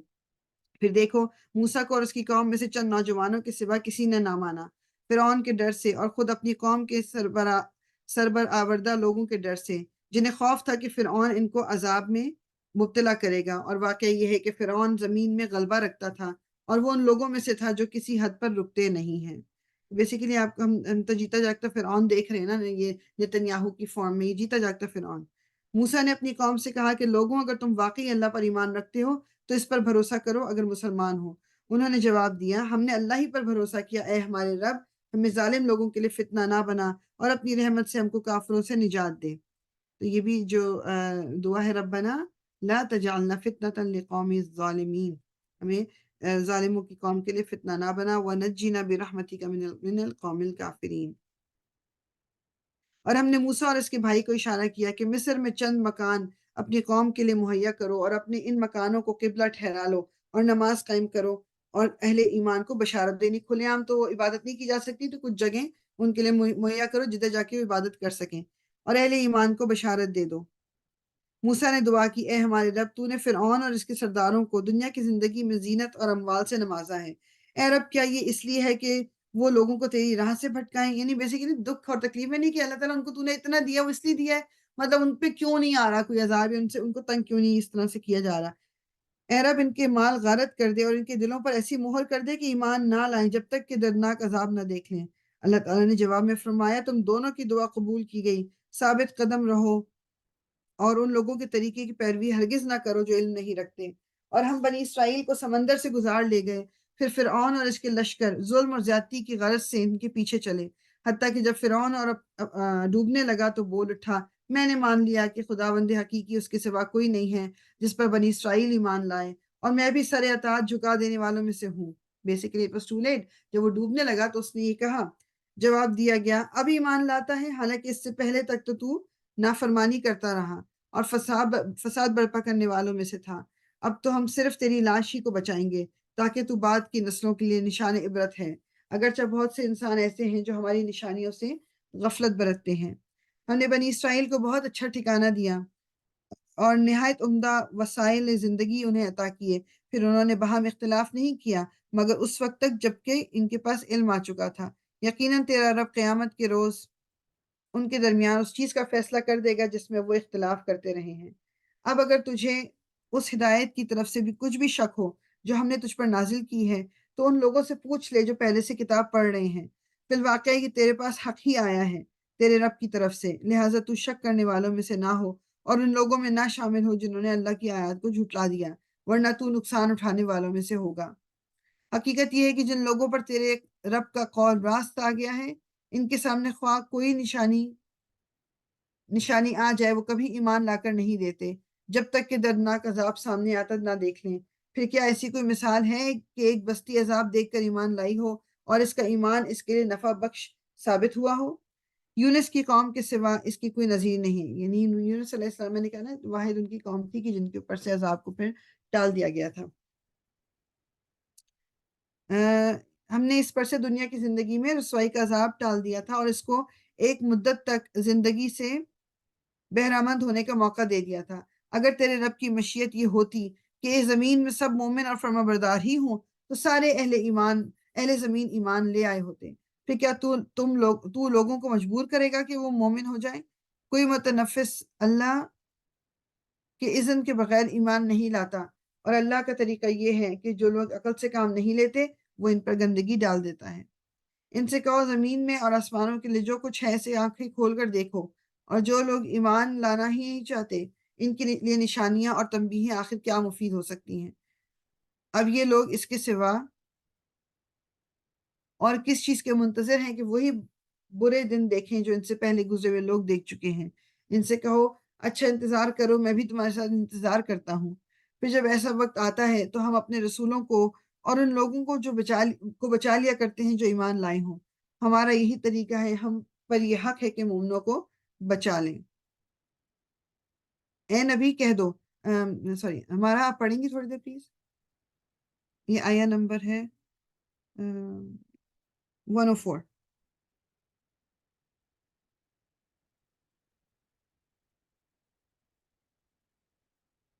اوکے جی میں پڑھ لیتی ہوں اگر بزی ہے ہمارا، یا انیلا کا۔ ہاں نیلا کا بھی ہینڈ ریز سوری ہے۔ جی، السلام علیکم، سوری وہ انمیوٹ نہیں ہو رہا تھا میرے سے۔ اچھا اوکے، نو جی پرابلم، جی، اوکے آئی ایم ریڈی، مجھے صرف آیت نمبر بتا دیجیے۔ جی یہ آیا نمبر ہے 104۔ جی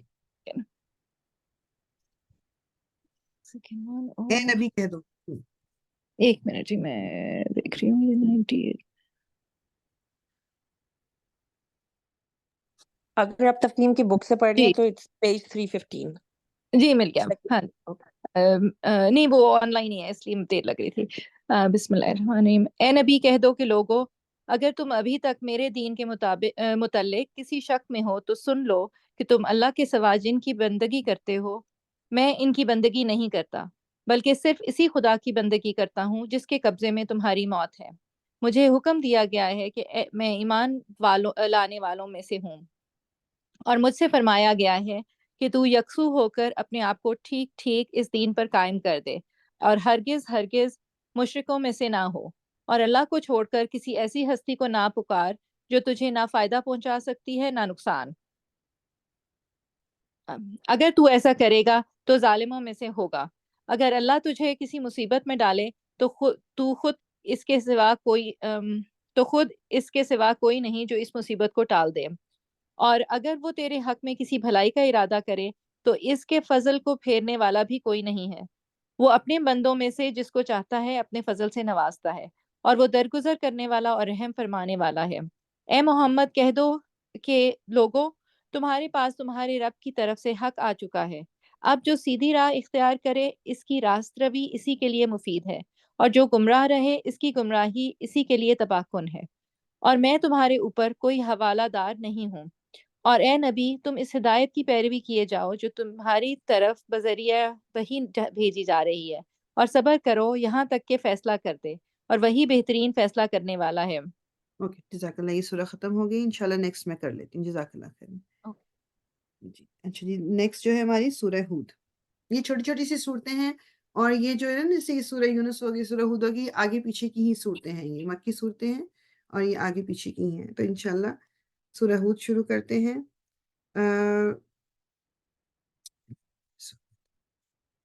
اعوذ باللہ من الشیطان الرجیم، بسم اللہ الرحمن الرحیم۔ الف لام را، کتاب احکمت آیاتہ ثم فصلت من لدن حکیم خبیر۔ صدق اللہ العظیم۔ الف لام را فرمان ہے جس کی آیتیں پختہ اور مفصل ارشاد ہوئی ہیں، ایک دانا اور باخبر ہستی کی طرف سے کہ تم نہ بندگی کرو مگر صرف اللہ کی، میں اس کی طرف سے تم کو خبردار کرنے والا بھی ہوں اور بشارت دینے والا بھی، اور یہ کہ تم اپنے رب سے معافی چاہو اور اس کی طرف پلٹ آؤ تو وہ ایک مدت خاص تک تم کو اچھا سامان زندگی دے گا اور ہر صاحب فضل کو اس کا فضل عطا کرے گا، لیکن اگر تم منہ پھیرتے ہو تو میں تمہارے حق میں ایک بڑے ہولناک دن کے عذاب سے ڈرتا ہوں۔ تم سب کو اللہ کی طرف پلٹنا ہے اور وہ سب کچھ کر سکتا ہے۔ دیکھو یہ لوگ اپنے سینوں کو موڑتے ہیں تاکہ اس سے چھپ جائیں، خبردار جب یہ کپڑوں سے اپنے آپ کو ڈھانپتے ہیں، اللہ ان کے چھپے کو بھی جانتا ہے اور کھلے کو بھی، وہ تو ان بھیدوں سے بھی واقف ہے جو سینوں میں ہیں۔ زمین میں چلنے والا کوئی جاندار ایسا نہیں جس کا رزق اللہ کے ذمے نہ ہو اور جس کے متعلق وہ نہ جانتا ہو کہ کہاں وہ رہتا ہے اور کہاں وہ سونپا جاتا ہے، یعنی کہاں رہتا ہے کہ کہاں زندگی گزارے گا، کہاں سونپا جاتا ہے جہاں اس کی موت واقع ہوگی۔ سب کچھ ایک صاف دفتر میں درج ہے، اور وہی ہے جس نے آسمانوں اور زمین کو 6 دن میں پیدا کیا، جبکہ اس سے پہلے اس کا عرش پانی پر تھا، تاکہ تم کو آزما کر دیکھیں تم میں کون بہتر عمل کرنے والا ہے۔ اگین یہ وہی چیز کا ایک ریمائنڈر کہ اللہ تعالیٰ نے پیدا کیوں کیا ہے، لیبلوکم ایکم احسن عملا۔ یہ ہم سورہ ملک میں ہی پڑھتے ہیں اور جگہوں پہ بھی آیا ہے کہ بیسک پرپس کہ وہ ہمیں آزما لے کہ ہم میں سے اچھا عمل کون کرے گا۔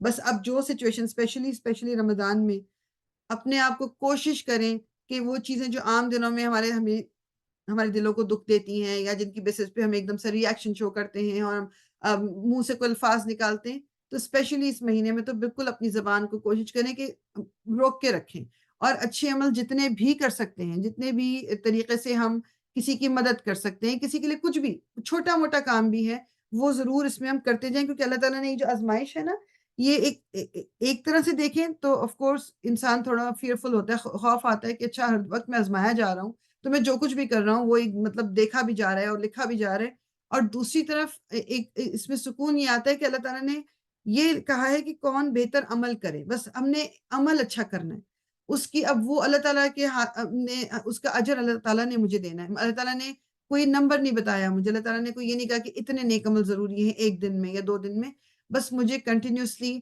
آئی ہیو ٹو ڈیسائیڈ کہ یہ جو میں نیکسٹ چیز کرنے جا رہی ہوں کیا یہ کوئی اچھا عمل ہے یا برا عمل ہے۔ بس کانسٹنٹ ہمارے اندر یہ جو جنگ، اور کبھی کبھی یہ جنگ چلتی ہے، ہر وقت چل رہی ہوتی ہے، آپ کا دل کچھ اور چاہ رہا ہے کرنے کو اور آپ کو پتا ہے کہ بات کچھ اور کرنی چاہیے، اور کبھی تو ہم دل کو مار لیتے ہیں اور کبھی ہماری زبان سے وہ نکل جاتا ہے جو نہیں نکلنا چاہیے۔ تو اللہ تعالیٰ ہم سب کے لیے آسانی کرے، لیکن یہ بہت امپورٹنٹ بات ہے کہ اللہ تعالیٰ نے ہمیں پیدا کیا آزمانے کے لیے۔ اب اگر اے محمد تم کہتے ہو کہ لوگوں مرنے کے بعد تم دوبارہ اٹھائی جاؤ گے، تو منکرین فوراً بول اٹھتے ہیں کہ یہ تو سری جادوگری ہے، اور اگر ہم ایک خاص مدت تک ان کی سزا کو ٹالتے ہیں تو وہ کہتے لگتے ہیں کہ آخر کس چیز نے اسے روک رکھا ہے۔ سنو، جس روز اس سزا کا وقت آ گیا تو وہ کسی کے پھیرے نہ پھر سکے گا، اور وہی چیز ان کو آ گھیرے گی جس کا وہ مذاق اڑا رہے ہیں۔ اگر کبھی ہم انسان کو اپنی رحمت سے نوازنے کے بعد پھر اس سے محروم کر دیتے ہیں تو وہ مایوس ہو جاتا ہے اور ناشکری کرنے لگتا ہے، یعنی اللہ تعالیٰ نے بہت کچھ دیا، پھر کوئی برا وقت آ گیا تو انسان اس وقت ایک دم ناشکرا ہو جاتا ہے۔ اور اگر اس مصیبت کے بعد جو اس پر آئی تھی ہم اسے نعمت کا مزہ چکھاتے ہیں تو کہتا ہے کہ میرے تو سارے دل در پار ہو گئے، پھر وہ پھولا نہیں سماتا اور اکڑنے لگتا ہے، یعنی کہ جب کوئی اچھائی آ جاتی ہے تو وہ تو ہم اپنے اوپر لیتے ہیں نا کہ جی میرا کوئی ایکشن ایسا تھا جس کی وجہ سے میرے ساتھ یہ اچھا کام ہو رہا ہے۔ اس ایپ سے پاک اگر کوئی ہے تو بس وہ لوگ جو صبر کرنے والے اور نیکوکار ہیں، اور وہی ہیں جن کے لیے درگزر بھی ہے اور بڑا اجر بھی ہے۔ تو اے پیغمبر کہیں ایسا نہ ہو کہ تم ان چیزوں میں سے کسی چیز کو بیان کرنے سے چھوڑ دو جو تمہاری طرف وحی کی جا رہی ہیں، اور اس بات پر دل تنگ ہو کہ وہ کہیں گے اس شخص پر کوئی خزانہ کیوں نہ اتارا گیا، یا یہ کہ اس کے ساتھ کوئی فرشتہ کیوں نہ آیا۔ تم تو محض خبردار کرنے والے ہو، آگے ہر چیز کا حوالہ دار اللہ ہے۔ کیا یہ کہتے ہیں کہ پیغمبر نے یہ کتاب خود گھڑ لی ہے؟ کہو اچھا یہ بات ہے تو اس جیسی گھڑی ہوئی 10 صورتیں تم بنا لاؤ، اور اللہ کے سوا اور جو تمہارے معبود ہیں ان کو مدد کے لیے بلا سکتے ہو تو بلا لو، اگر تم انہیں معبود سمجھنے میں سچے ہو۔ اب اگر وہ تمہارے معبود تمہاری مدد کو نہیں پہنچتے تو جان لو کہ یہ اللہ کے علم سے نازل ہوئی ہے، اور یہ کہ اللہ کے سوا کوئی حقیقی معبود نہیں ہے۔ پھر کیا تم اس امر حق کے آگے سر تسلیم خم کرتے ہو؟ جو لوگ بس اسی دنیا کی زندگی اور اس کی خوشنمائیوں کے طالب ہوتے ہیں، ان کی کارگزاری کا سارا پھل ہم یہی ان کو دے دیتے ہیں۔ ویری امپورٹنٹ آیا، اور اس میں ان کے ساتھ کوئی کمی نہیں کی جاتی۔ تو اس لیے ہم بھی جب دیکھتے ہیں کہ جو ایون مسلمان بھی نہیں ہیں ان کی بھی زندگی بہت اچھی گزر رہی ہے اور وہ اچھے کام بھی کرے بھی۔ کل بلکہ میری کسی سے یہ بات ہو رہی تھی کہ وہ لوگ جو اسلام قبول کرتے ہیں، مطلب نان مسلم ہوتے ہیں، دین دے ریورٹ، تو ان کے اعمال کا کیا ہوتا ہے۔ تو وہ ایک تو ہمیں کلیئر یہ بتایا گیا کہ جو ان کی ساری برائیاں پچھلی جو ہوتی ہیں وہ ساری معاف ہو جاتی ہیں۔ تو کسی نے سوال کیا تو what about the good deeds, جو اچھے کام بھی تو کرتے تھے، تو وہ بھی گئے. تو اچھے کام ول کیری فارورڈ. یہ اللہ کی رحمت آپ دیکھیں، جو ان کے اچھے کام ہیں پھر وہ ساری نیکیاں ان کی لکھی جائیں گی جب وہ مسلمان ہو جاتے ہیں، لیکن برائیاں اللہ تعالیٰ ان کے اس سے نکال دے گا، ان کی کتاب سے. ان کی کارگزاری کا سارا پھل ہم یہی ان کو دے دیتے ہیں، اور ان میں سے ان کے ساتھ کوئی کمی نہیں کی جاتی ہے، مگر آخرت میں ایسے لوگوں کے لیے آگ کے سوا کچھ نہیں. وہاں معلوم ہو جائے گا کہ جو کچھ انہوں نے دنیا میں بنایا وہ سب ملیا میٹ ہو گیا، اور اب ان کا سارا کیا دھرا محض باطل ہے. پھر بھلا وہ شخص جو اپنے رب کی طرف سے ایک صاف شہادت رکھتا تھا، اس کے بعد ایک گواہ بھی پروردگار کی طرف سے اس شہادت کی تائید میں آ گیا، اور پہلے موسیٰ کی کتاب رہنما اور رحمت کے طور پر آئی ہوئی بھی موجود تھی، کیا وہ بھی دنیا پرستوں کی طرح اس سے انکار کر سکتا ہے؟ ایسے لوگ تو اس پر ایمان ہی لائیں گے.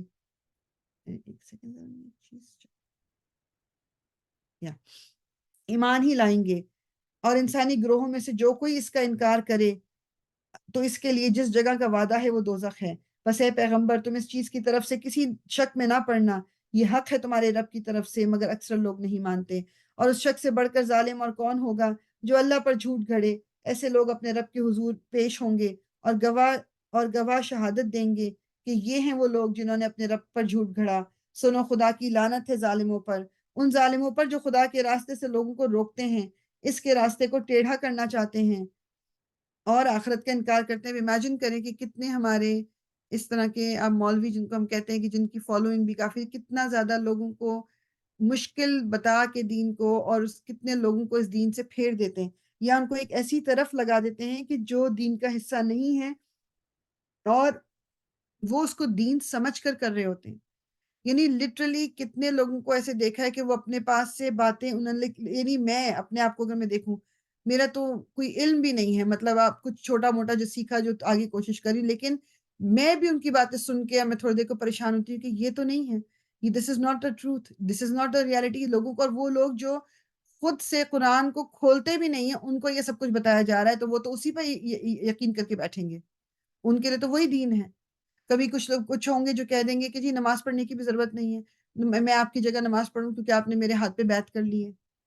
کچھ کہتے ہیں، کچھ گارنٹی دیتے ہیں جنت کی. مطلب اتنی ڈفرینٹ باتیں ہیں. اللہ تعالیٰ ہم سب کو محفوظ رکھے. تو پھر ایسے لوگوں کا انجام کیا ہوگا؟ اللہ تعالیٰ وہی بتا رہے ہیں نا. وہ زمین میں اللہ کو بے بس کرنے والے نہ تھے، اور نہ اللہ کے مقابلے میں کوئی ان کا حامی تھا. انہیں اب دوہرا عذاب دیا جائے گا. وہ نہ کسی کی سن ہی سکتے تھے اور نہ خود ہی انہیں کچھ سوچتا تھا. یہ وہ لوگ ہیں جنہوں نے اپنے آپ کو خود گھاٹے میں ڈالا، اور وہ سب کچھ ان سے کھو گیا جو انہوں نے گھر رکھا تھا. ناگزیر ہے کہ وہی آخرت میں سب سے بڑھ کر گھاٹے میں رہے وہ لوگ جو ایمان لائے اور جنہوں نے نیک عمل کیے اور اپنے رب ہی کے ہو کر رہے، تو یقیناً وہ جنتی لوگ ہیں اور جنت میں وہ ہمیشہ رہیں گے. ان دونوں فریقوں کی مثال ایسی ہے جیسے ایک آدمی تو ہو اندھا بہرا اور دوسرا ہو دیکھنے اور سننے والا. کیا یہ دونوں یکساں ہو سکتے ہیں؟ کیا تم اس مثال سے کوئی سبق نہیں لیتے؟ اور ایسے ہی حالات تھے جب ہم نے نوح کو اس کی قوم کی طرف بھیجا تھا. اس نے کہا میں تم لوگوں کو اچھے دماغ میں نہ رکھا کریں، جب اللہ تعالیٰ جب بھی پچھلی قوموں کا ذکر کر رہے ہیں، پچھلے پیغمبروں کا ذکر کر رہے ہیں، یہ قرآن اس وقت نازل ہو رہا ہے رسول اللہ صلی اللہ علیہ وسلم پہ، اور وہ ڈفرینٹ سچویشن سے گزر رہے ہوتے تھے. تو آپ یہ آیتیں بھیج کے ایک تو ان کی تقویت کے لیے بھی بھیجتے تھے کہ پہلے بھی یہ ہو چکا ہے، اور اللہ تعالیٰ نے ان قوموں کو کیا کیا اور کس طرح نبی کو ساتھ دیا. تو اس طرح تمہارا تو ایک طرح سے وہ سپورٹ دینے کو. اور مکہ کا جو ٹائم تھا رسول اللہ صلی اللہ علیہ وسلم کا، وہ بہت زیادہ ٹف ٹائم تھا.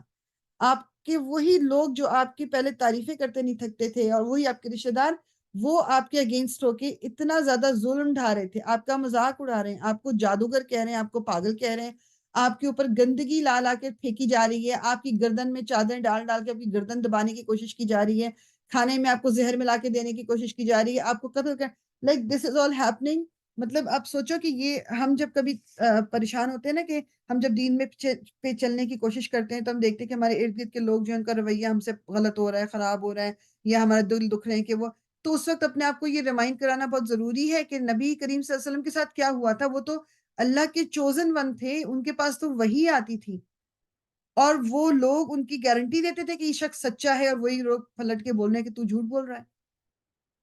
تو اپنے آپ کو یہ آیتیں اور یہ سن کے اپنے لیے لیسن ہم نے بس یہ نکالنا ہے کہ مجھ پہ اگر کوئی وقت ایسا آتا ہے کہ جو مشکل مجھے لگ رہا ہے، تو اس وقت پھر مجھے یہ چیزیں یاد کرنی ہیں. اور ایسے ہی حالات تھے جب ہم نے نوح کو اس کی قوم کی طرف بھیجا. اس نے یہ کہا کہ میں تم لوگوں کو صاف صاف خبردار کرتا ہوں کہ اللہ کے سوا کسی کی بندگی نہ کرو، ورنہ مجھے اندیشہ ہے کہ تم پر ایک روز دردناک عذاب آئے گا۔ جواب میں اس کی قوم کے سردار جنہوں نے اس کی بات ماننے سے انکار کیا تھا بولے، ہماری نظر میں تو تم اس کے سوا کچھ نہیں ہو کہ بس ایک انسان ہو ہم جیسے، اور ہم دیکھ رہے ہیں کہ ہماری قوم میں سے بس ان لوگوں نے جو ہمارے اراذل تھے، یعنی کہ جو بالکل ہی غریب غربا تھے، بے سوچے سمجھے تمہاری پیروی اختیار کر لی ہے، اور ہم کوئی چیز بھی ایسی نہیں پاتے جس میں تم لوگ ہم سے کچھ بڑے ہوئے ہو، بلکہ ہم تو تمہیں جھوٹا سمجھتے ہیں۔ اس نے کہا، اے برادران قوم، ذرا سوچو تو صحیح کہ اگر میں اپنے رب کی طرف سے ایک کھلی شہادت پر قائم تھا اور پھر اس نے مجھ کو اپنی خاص رحمت سے بھی نواز دیا مگر وہ تم کو نظر نہ آئی، تو آخر ہمارے پاس کیا ذریعہ ہے کہ تم ماننا نہ چاہو اور ہم زبردستی اس کو تمہارے سر چپک دیں؟ اور اے برادران قوم، میں اس کام پر تم سے کوئی مال نہیں مانگتا، میرا اجر تو اللہ کے ذمے ہے، اور میں ان لوگوں کو دھکے دینے سے بھی رہا جنہوں نے میری بات مانی، یعنی کہ اگر غریب غربا بھی وہ ہیں لیکن وہ بات مان رہے ہیں تو میں ان کو دور تو نہیں کر سکتا۔ وہ آپ ہی اپنے رب کی حضور جانے والے ہیں، مگر میں دیکھتا ہوں کہ تم لوگ جہالت برت رہے ہو۔ اور اے قوم، اگر میں ان لوگوں کو دھتکار دوں تو خدا کی پکڑ سے مجھے کون بچانے آئے گا؟ تم لوگوں کی سمجھ میں کیا یہ بات اتنی بات نہیں آتی؟ اور میں تم سے نہیں کہتا کہ میرے پاس اللہ کے خزانے ہیں، نہ یہ کہتا ہوں کہ میں غیب کا علم رکھتا ہوں، اور نہ یہ میرا دعویٰ ہے کہ میں فرشتہ ہوں، اور یہ بھی میں نہیں کہہ سکتا کہ جن لوگوں کو تمہاری آنکھیں حقارت سے دیکھتی ہیں انہیں اللہ نے کوئی بھلائی نہیں دی، ان کے نفس کا حال اللہ ہی بہتر جانتا ہے، اگر میں ایسا کہوں تو ظالم ہوگا۔ آخرکار ان لوگوں نے کہا کہ اے نوح، تو نے ہم سے جھگڑا کیا اور بہت کر لیا، اب تو بس وہ عذاب لے آؤ، اب تو بس وہ عذاب لے آؤ جس کی تم نے ہمیں دھمکی تم دیتے ہو، اور اگر سچے ہو۔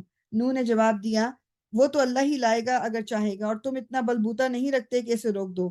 اب اگر میں تمہاری کچھ خیر خواہی کرنا بھی چاہوں تو میری خیر خواہی تمہیں کوئی فائدہ نہ دے سکے گی، نہیں دے سکتی، جبکہ اللہ ہی نے تمہیں بھٹکا دینے کا ارادہ کر لیا ہو، وہی تمہارا رب ہے اور اسی کی طرف تمہیں پلٹنا ہے۔ اے محمد، کیا یہ لوگ کہتے ہیں کہ اس شخص نے یہ سب کچھ خود گھڑ لیا ہے؟ ان سے کہو، اگر میں نے یہ خود گھڑا ہے تو مجھ پر اپنے جرم کی ذمہ داری ہے، اور جو جرم تم کر رہے ہو اس کی ذمہ داری سے میں بری ہوں۔ نوح پر وحی کی گئی کہ تمہاری قوم میں سے جو لوگ ایمان لا چکے بس وہ لا چکے، اب کوئی ماننے والا نہیں ہے، ان کی کرتوتوں پر غم کھانا چھوڑ دو، اور ہماری نگرانی میں ہماری وحی کے مطابق ایک کشتی بنانی شروع کرو، اور دیکھو جن لوگوں نے ظلم کیا ہے ان کے حق میں مجھ سے کوئی سفارش نہ کرنا، یہ سارے کے سارے اب ڈوبنے والے ہیں۔ نوح کشتی بنا رہا تھا اور اس کی قوم کے سرداروں میں سے جو کوئی اس کے پاس سے گزرتا تھا وہ اس کا مذاق اڑاتا تھا۔ اس نے کہا، اگر تم ہم پر ہنستے ہو تو ہم بھی تم پر ہنس رہے ہیں، ان قریب تمہیں خود معلوم ہو جائے گا کہ کس پر وہ عذاب آتا ہے جو اسے رسوا کر دے گا، اور کس پر وہ بلا ٹوٹ پڑتی ہے جو ٹالی نہ ٹلے گی۔ یعنی وہ جب کشتی بنا رہے تھے تو وہاں پر دور دور تک پانی کا کوئی سلسلہ نہیں تھا، تو اس لیے لوگ ان کو آتا جاتا دیکھتے تھے اور مذاق اڑاتے تھے کہ یہ دیکھو مطلب اس کو کیا ہو گیا، کہ یہ مطلب کیا کر رہے ہیں، اور وہ ان کو اللہ تعالیٰ نے یہ سیکھ دی تھی کہ کشتی کس طرح بنانی۔ That was the first boat جو ایور میڈ، جو بنائی گئی تھی۔ یہاں تک کہ جب ہمارا حکم آ گیا اور وہ تنور ابل پڑا، جی یہاں پر جو ہے تنور کا میں تھوڑا سا بتا دوں، بیسیکلی یعنی جو زمین جو تھی وہ ابل پڑی تھی، اس کے اندر سے پانی پانی بالکل کہتے ہیں کہ پانی اس طرح سے آ رہا تھا کہ یعنی اوپر سے بارش برس رہی ہے، نیچے سے جو پانی چاروں طرف سے بس گھیر، جس طرح کہتے ہیں نا کہ اچانک پانی آ گیا تھا، سیلاب آ گیا تھا۔ جب اس پہ تنور ابل پڑا تو ہم نے کہا، ہر قسم کے جانوروں کا ایک ایک جوڑا کشتی میں رکھ لے، اور اپنے گھر والوں کو بھی، سوائے ان اشخاص کے جن کی نشاندہی پہلے ہی کی جا چکی ہے۔ تو آپ کے جو ایک بیٹے اور آپ کی بیوی جو تھی، انہی لوگوں میں تھی جنہوں نے جو اس دین پہ نہیں آئے تھے۔ اس میں ایک سوار کرا دو اور ان لوگوں کو بھی بٹھا لو جو ایمان لائے ہیں، اور تھوڑے ہی لوگ تھے جو نوح کے ساتھ ایمان لائے تھے۔ نوح نے کہا، سوار ہو جاؤ، اس میں اللہ ہی کے نام سے ہے، اس کا چلنا بھی اور اس کا ٹھہرنا بھی، میرا رب بڑا غفور اور رحیم ہے۔ تو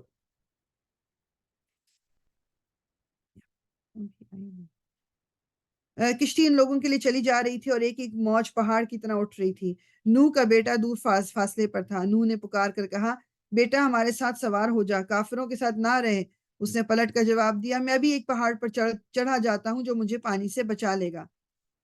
نوح نے کہا، آج کوئی چیز اللہ کے حکم سے بچانے والی نہیں ہے سوائے اس کے کہ اللہ ہی کسی پر رحم فرمائے۔ اتنے میں ایک موج دونوں کے درمیان حائل ہو گئی اور وہ بھی ڈوبنے والوں میں شامل ہو گئے۔ ان کے بیٹے، اب سوچے اس وقت ان کے دل کا کیا حال ہوگا، مطلب ان کے سامنے، لیکن وہ بیٹا اس نے سن کر نہیں دیا۔ حکم ہوا، اے زمین اپنا سارا پانی نگل جا، اور اے آسمان رک جا۔ چنانچہ پانی زمین میں بیٹھ گیا تو فیصلہ چکا دیا گیا، کشتی جودی پر ٹک گئی اور کہہ دیا گیا کہ دور ہوئی ظالموں کی قوم۔ نوح نے اپنے رب کو پکارا، اے رب، میرا بیٹا میرے گھر والوں میں سے ہے اور تیرا وعدہ سچا ہے اور تو سب حاکموں سے بڑا اور بہتر حاکم ہے۔ جواب میں ارشاد ہوا، اے نوح، وہ تیرے گھر والوں میں سے نہیں ہے، وہ تو ایک بگڑا ہوا کام ہے، لہٰذا تو اس بات کی مجھ سے درخواست نہ کر جس کی حقیقت تو نہیں جانتا۔ یہ پہلے بھی کچھ جگہوں میں قرآن میں آ چکا ہے نا، کہ جب وہ I think it was in سورہ نساء کہ تم نہیں جانتے کہ مطلب اولاد نہیں جانتی کہ کون سے ماں باپ جو ہے ان کے لیے فائدہ مند ہے، اور کچھ ماں باپ نہیں جانتے کہ ان کے لیے کون سی اولاد فائدہ مند ہے بیسیکلی۔ تو اسی طرح ان کو کہا جا رہا ہے نوح علیہ السلام کو کہ وہ تو نہیں جانتے، جو اللہ جانتا ہے، اور وہ تمہارے گھر والوں میں سے نہیں ہے۔ تو یعنی دین کے اگینسٹ کوئی چل رہا ہے تو اس سے اپنا رشتہ کس طرح اللہ تعالیٰ نے بتایا ہے نا کہ یہ یعنی وہ تم نے اس کے لیے بھی بات بھی نہیں کرنی میرے سے۔ تو نہیں جانتا، میں تجھے نصیحت کرتا ہوں کہ اپنے آپ کو جاہلوں کی طرح نہ بنا لے۔ نوح نے فوراً عرض کیا، اے میرے رب، میں تیری پناہ مانگتا ہوں اس سے کہ وہ چیز تجھ سے مانگوں جس کا مجھے علم نہیں۔ اگر تو نے مجھے معاف نہ کیا اور رحم نہ فرمایا تو میں برباد ہو جاؤں گا۔ یہ بھی ہے ربی انی اعوذ بک ان اسألک ما لیس لی بہ علم والا تغفر لی وترحمنی اکن من الخاسرین، کہ میں بھی خسارہ پانے والوں میں سے ہو جاؤں گا۔ حکم ہوا، اے نوح اتر جا، ہماری طرف سے سلامتی اور برکتیں ہیں تجھ پر اور ان گروہوں پر جو تیرے ساتھ ہیں، اور کچھ گروہ ایسے بھی ہیں جن کو ہم کچھ مدت سامان زندگی بخشیں گے، پھر انہیں ہماری طرف سے دردناک عذاب پہنچے گا۔ اے محمد صلی اللہ علیہ وسلم، یہ غیب کی خبریں ہیں جو ہم تمہاری طرف وحی کر رہے ہیں، اس سے پہلے نہ تم ان کو جانتے تھے اور نہ تمہاری قوم، پس صبر کرو، انجام کار متقیوں ہی کے حق میں ہے۔ اور عاد کی طرف ہم نے ان کے بھائی ہود کو بھیجا، اس نے کہا، اے برادران قوم، اللہ کی بندگی کرو، تمہارا کوئی خدا اس کے سوا نہیں ہے، تم نے محض جھوٹ گھر رکھے ہیں۔ اے برادران قوم، اس کام پر میں تم سے کوئی اجر نہیں چاہتا، میرا اجر تو میرے اس کے ذمہ ہے جس نے مجھے پیدا کیا ہے۔ کیا تم عقل سے ذرا کام نہیں لیتے؟ اور اے میری قوم کے لوگوں، اپنے رب سے معافی چاہو اور پھر تیرے کہنے سے اچھا سوری معافی چاہو، پھر تیرے کہنے سے اپنے معبودوں کو نہیں چھوڑ سکتے اور تجھ پر ایمان لانے والے۔ مجھے کیوں لگ رہا ہے کہ مسنگ ہے، just give me a second. ہاں جی، پھر بیچ میں پھر اس کی طرف پلٹو، وہ تم پر آسمان کے دہانے کھول دے گا اور تمہاری موجودہ قوت پر مزید قوت کا اضافہ کرے گا۔ مجرموں کی طرح منہ نہ پھیرو۔ انہوں نے جواب دیا، اے ہود علیہ السلام، تو ہمارے پاس کوئی صریح شہادت لے کر نہیں آیا اور تیرے کہنے سے ہم اپنے معبودوں کو نہیں چھوڑ سکتے۔ یہاں پہ آپ اور میرے پاس سے بھی سارا مسنگ ہے۔ اوکے، جزاک اللہ خیر۔ اور تجھ پر ہم ایمان لانے والے نہیں ہیں، ہم تو یہ سمجھتے ہیں کہ تیرے اوپر ہمارے معبودوں میں سے کسی کی مار پڑ گئی ہے۔ ہود نے کہا، میں اللہ کی شہادت پیش کرتا ہوں اور تم گواہ رہو کہ یہ جو اللہ کے سوا دوسروں کو تم نے خدائی میں شریک ٹھہرا رکھا ہے، اس سے میں بیزار ہوں۔ تم سب کے سب مل کر میرے خلاف اپنی کرنی میں کسر نہ اٹھا رکھو اور مجھے ذرا مہلت نہ دو۔ میرا بھروسہ اللہ پر ہے جو میرا رب بھی ہے اور تمہارا رب بھی۔ کوئی جاندار ایسا نہیں جس کی چوٹی اس کے ہاتھ میں نہ ہو، بے شک میرا رب سیدھی دیکھا اگین لیٹ می جسٹ میرے پاس نا میں اس پڑھ لیتی ہوں ادھر سے پھر۔ وقت پڑھیں یہاں سے تھوڑا سا کیونکہ پھر ہاں مسنگ جی، لگ رہا ہے۔ بے شک میرا سیدھی رب سیدھی راہ پر ہے، اگر تم منہ پھیرتے ہو تو پھیر لو۔ جو پیغام دے کر میں تمہارے پاس بھیجا گیا تھا وہ میں تم کو پہنچا چکا ہوں۔ اب میرا رب تمہاری جگہ دوسری قوم کو اٹھائے گا اور تم اس کا کچھ نہ بگاڑ سکو گے۔ یقیناً میرا رب ہر چیز پر نگراں ہے۔ پھر جب ہمارا حکم آ گیا تو ہم نے اپنی رحمت سے ہود علیہ السلام کو اور ان لوگوں کو جو اس کے ساتھ ایمان لائے تھے نجات دے دی اور ایک سخت عذاب سے انہیں بچا لیا۔ یہ ہے عاد، اپنے رب کی آیات سے انہوں نے انکار کیا، اس کے رسولوں کی بات نہ مانی اور ہر جبار دشمن حق کی پیروی کرتے رہے۔ آخرکار اس دنیا میں بھی ان پر پھٹکار پڑی اور قیامت کے روز بھی۔ سنو، عاد نے اپنے رب سے کفر کیا۔ آپ ادھر ہیں، ایک سیکنڈ بیچ میں یہ ایک پیج مسنگ ہے basically. I don't know why نہیں تو آپ کہتی ہیں تو میں کنٹینیو کر لیتی ہوں یہاں سے۔ میرے پاس جو آ رہا ہے نا وہ اب یہ آ رہا ہے کہ اس کی طرف پلٹو، وہ تم پر آسمان کے دہانے کھول دے گا۔ یہ I don't know what is missing between، میں غلط یہ نہیں پڑھنا چاہتی۔ اوکے ٹھیک ہے، پھر میں کنٹینیو رکھتی ہوں جب تک یہاں پہنچتے ہیں، ٹھیک ہے۔ سنو، عاد نے اپنے رب سے کفر کیا۔ سنو، دور پھینک دیے گئے عاد، ہود علیہ السلام کی قوم کے لوگ۔ اور سمود کی طرف ہم نے ان کے بھائی صالح کو بھیجا، اس نے کہا، اے میری قوم کے لوگ، اللہ کی بندگی کرو، اس کے سوا تمہارا کوئی خدا نہیں ہے۔ وہی ہے جس نے تم کو زمین سے پیدا کیا اور یہاں تم کو بسایا ہے، لہٰذا تم اس سے معافی چاہو اور اس کی طرف پلٹ آؤ۔ یقیناً میرا رب قریب ہے اور وہ دعاؤں کا جواب دینے والا ہے۔ بس ٹھیک ہے، مل گیا مجھے، جزاک اللہ خیر۔ انہوں نے کہا اے صالح اس سے پہلے تو ہمارے درمیان ایسا شخص تھا جس سے بڑی توقعات وابستہ تھیں، کیا تو ہمیں ان معبودوں کی پرستش سے روکنا چاہتا ہے جن کی پرستش ہمارے باپ دادا کرتے تھے؟ تو جس طریقے کی طرف ہمیں بلا رہا ہے اس کے بارے میں ہم کو سخت شبہ ہے جس نے ہمیں خلجان میں ڈال رکھا ہے۔ صالح نے کہا اے برادران قوم، تم نے کچھ اس بات پر بھی غور کیا کہ اگر میں اپنے رب کی طرف سے ایک صاف شہادت رکھتا تھا اور پھر اس نے اپنی رحمت سے بھی مجھ کو نواز دیا تو اس کے بعد اللہ کی پکڑ سے مجھے کون بچائے گا اگر میں اس کی نافرمانی کروں؟ تم میرے کس کام آ سکتے ہو سوائے اس کے کہ مجھے اور زیادہ خسارے میں ڈال دو۔ اور اے میری قوم کے لوگوں، دیکھو یہ اللہ کی اونٹنی تمہارے لیے ایک نشانی ہے، اسے خدا کی زمین میں چرنے کے لیے آزاد چھوڑ دو، اس سے ذرا تعارض نہ کرنا ورنہ زیادہ دیر نہ گزرے گی کہ تم پر خدا کا عذاب آ جائے گا۔ یہ پہلے میں اس کا ذکر چونکہ کر چکی ہوں اونٹنی کا، اس لیے میں ڈیٹیل میں نہیں جا رہی۔ مگر انہوں نے اونٹنی کو مار ڈالا۔ اس پر صالح نے ان کو خبردار کر دیا کہ بس اب 3 دن اپنے گھروں میں اور رہ لو، یہ ایسی میعاد ہے جو جھوٹی ثابت نہ ہوگی۔ آخرکار جب ہمارے فیصلے کا وقت آ گیا تو ہم نے اپنی رحمت سے صالح اور ان لوگوں کو جو اس کے ساتھ ایمان لائے تھے بچا لیا اور اس دن کی رسوائی سے ان کو محفوظ رکھا۔ بے شک تیرا رب ہی دراصل طاقتور اور بالادست ہے۔ رہے وہ لوگ جنہوں نے ظلم کیا تھا تو ایک سخت دھماکے نے ان کو دھر لیا اور وہ اپنی بستیوں میں اس طرح بے حس و حرکت پڑے رہ گئے کہ گویا وہاں وہ کبھی بسے ہی نہ تھے۔ سنو ثمود نے اپنے رب سے کفر کیا، سنو دور پھینک دیے گئے ثمود۔ اور دیکھو ابراہیم کے پاس ہمارے فرشتے خوشخبری لیے ہوئے پہنچے، کہا تم پر سلام ہو۔ ابراہیم نے جواب دیا تم پر بھی سلام ہو۔ پھر کچھ دیر نہ گزری کہ ابراہیم ایک بھنا ہوا بچڑا ان کی ضیافت کے لیے لے آیا، مگر جب دیکھا کہ ان کے ہاتھ کھانے پر نہیں بڑھتے تو وہ ان سے مشتبہ ہو گیا اور دل میں ان سے خوف محسوس کرنے لگا۔ یعنی وہ کچھ نوجوان صورت میں آئے تھے، فرشتے کی پہلے بھی ذکر ہو چکا ہے یا ابھی آگے آئے گا، تو وہ اب ان کے لیے آپ نے اپنی بیوی سے کہا کہ وہ بچڑا اس کو روسٹ کر لیا وٹ ایور، تب لے کے آئے، اب وہ ہاتھ آگے نہیں بڑھا رہے، وہ لوگ کھا ہی نہیں رہے، تو ان کے دل میں ایک عجیب سا نا خوف آیا کہ کون لوگ ہیں۔ انہوں نے کہا ڈرو نہیں، ہم تو لوط کی قوم کی طرف بھیجے گئے ہیں۔ میں نے پہلے بھی ذکر کیا کہ لوط علیہ السلام ابراہیم علیہ السلام جو چچا بھتیجا بھی تھے اور ایک ہی ٹائم پہ پیغمبر تھے، اور لوط علیہ السلام کی قوم جو تھی یہ سارا جو مطلب بیسیکلی سمجھنے کے سارا جو یہ ہم جنس پرستی انہی سے شروع ہوئی ہے، تو سارے اس پہ تھے، ان کی طرف عذاب بھیجا گیا تھا، فرشتوں کو بھیجا گیا تھا، اللہ تعالیٰ نے بھیجا تھا، تو پہلے وہ حضرت ابراہیم کی طرف گئے تھے، پھر وہاں سے لوط کی طرف۔ ڈرو نہیں، ہم تو لوط کی قوم کی طرف بھیجے گئے ہیں۔ ابراہیم کی بیوی بھی کھڑی ہوئی تھی۔ اچھا اب دیکھیں گے یہاں سے I think this still missing, میں عربی اس کی ذرا سے میں پڑھ دوں؟ اس کی اچھا یہ جہاں پر میں غلط کروں مجھے بتائیے گا۔ ابراہیم کی بیوی بھی کھڑی ہوئی تھی وہ، اور یہ سن کر ہنس دی، پھر ہم نے اس کو اسحاق کی اور اسحاق کے بعد یعقوب کی خوشخبری دی۔ زمین میں ٹھیک پڑھ رہی ہوں میں؟ ہاں جی ٹھیک ہے۔ اوکے ٹھیک ہے۔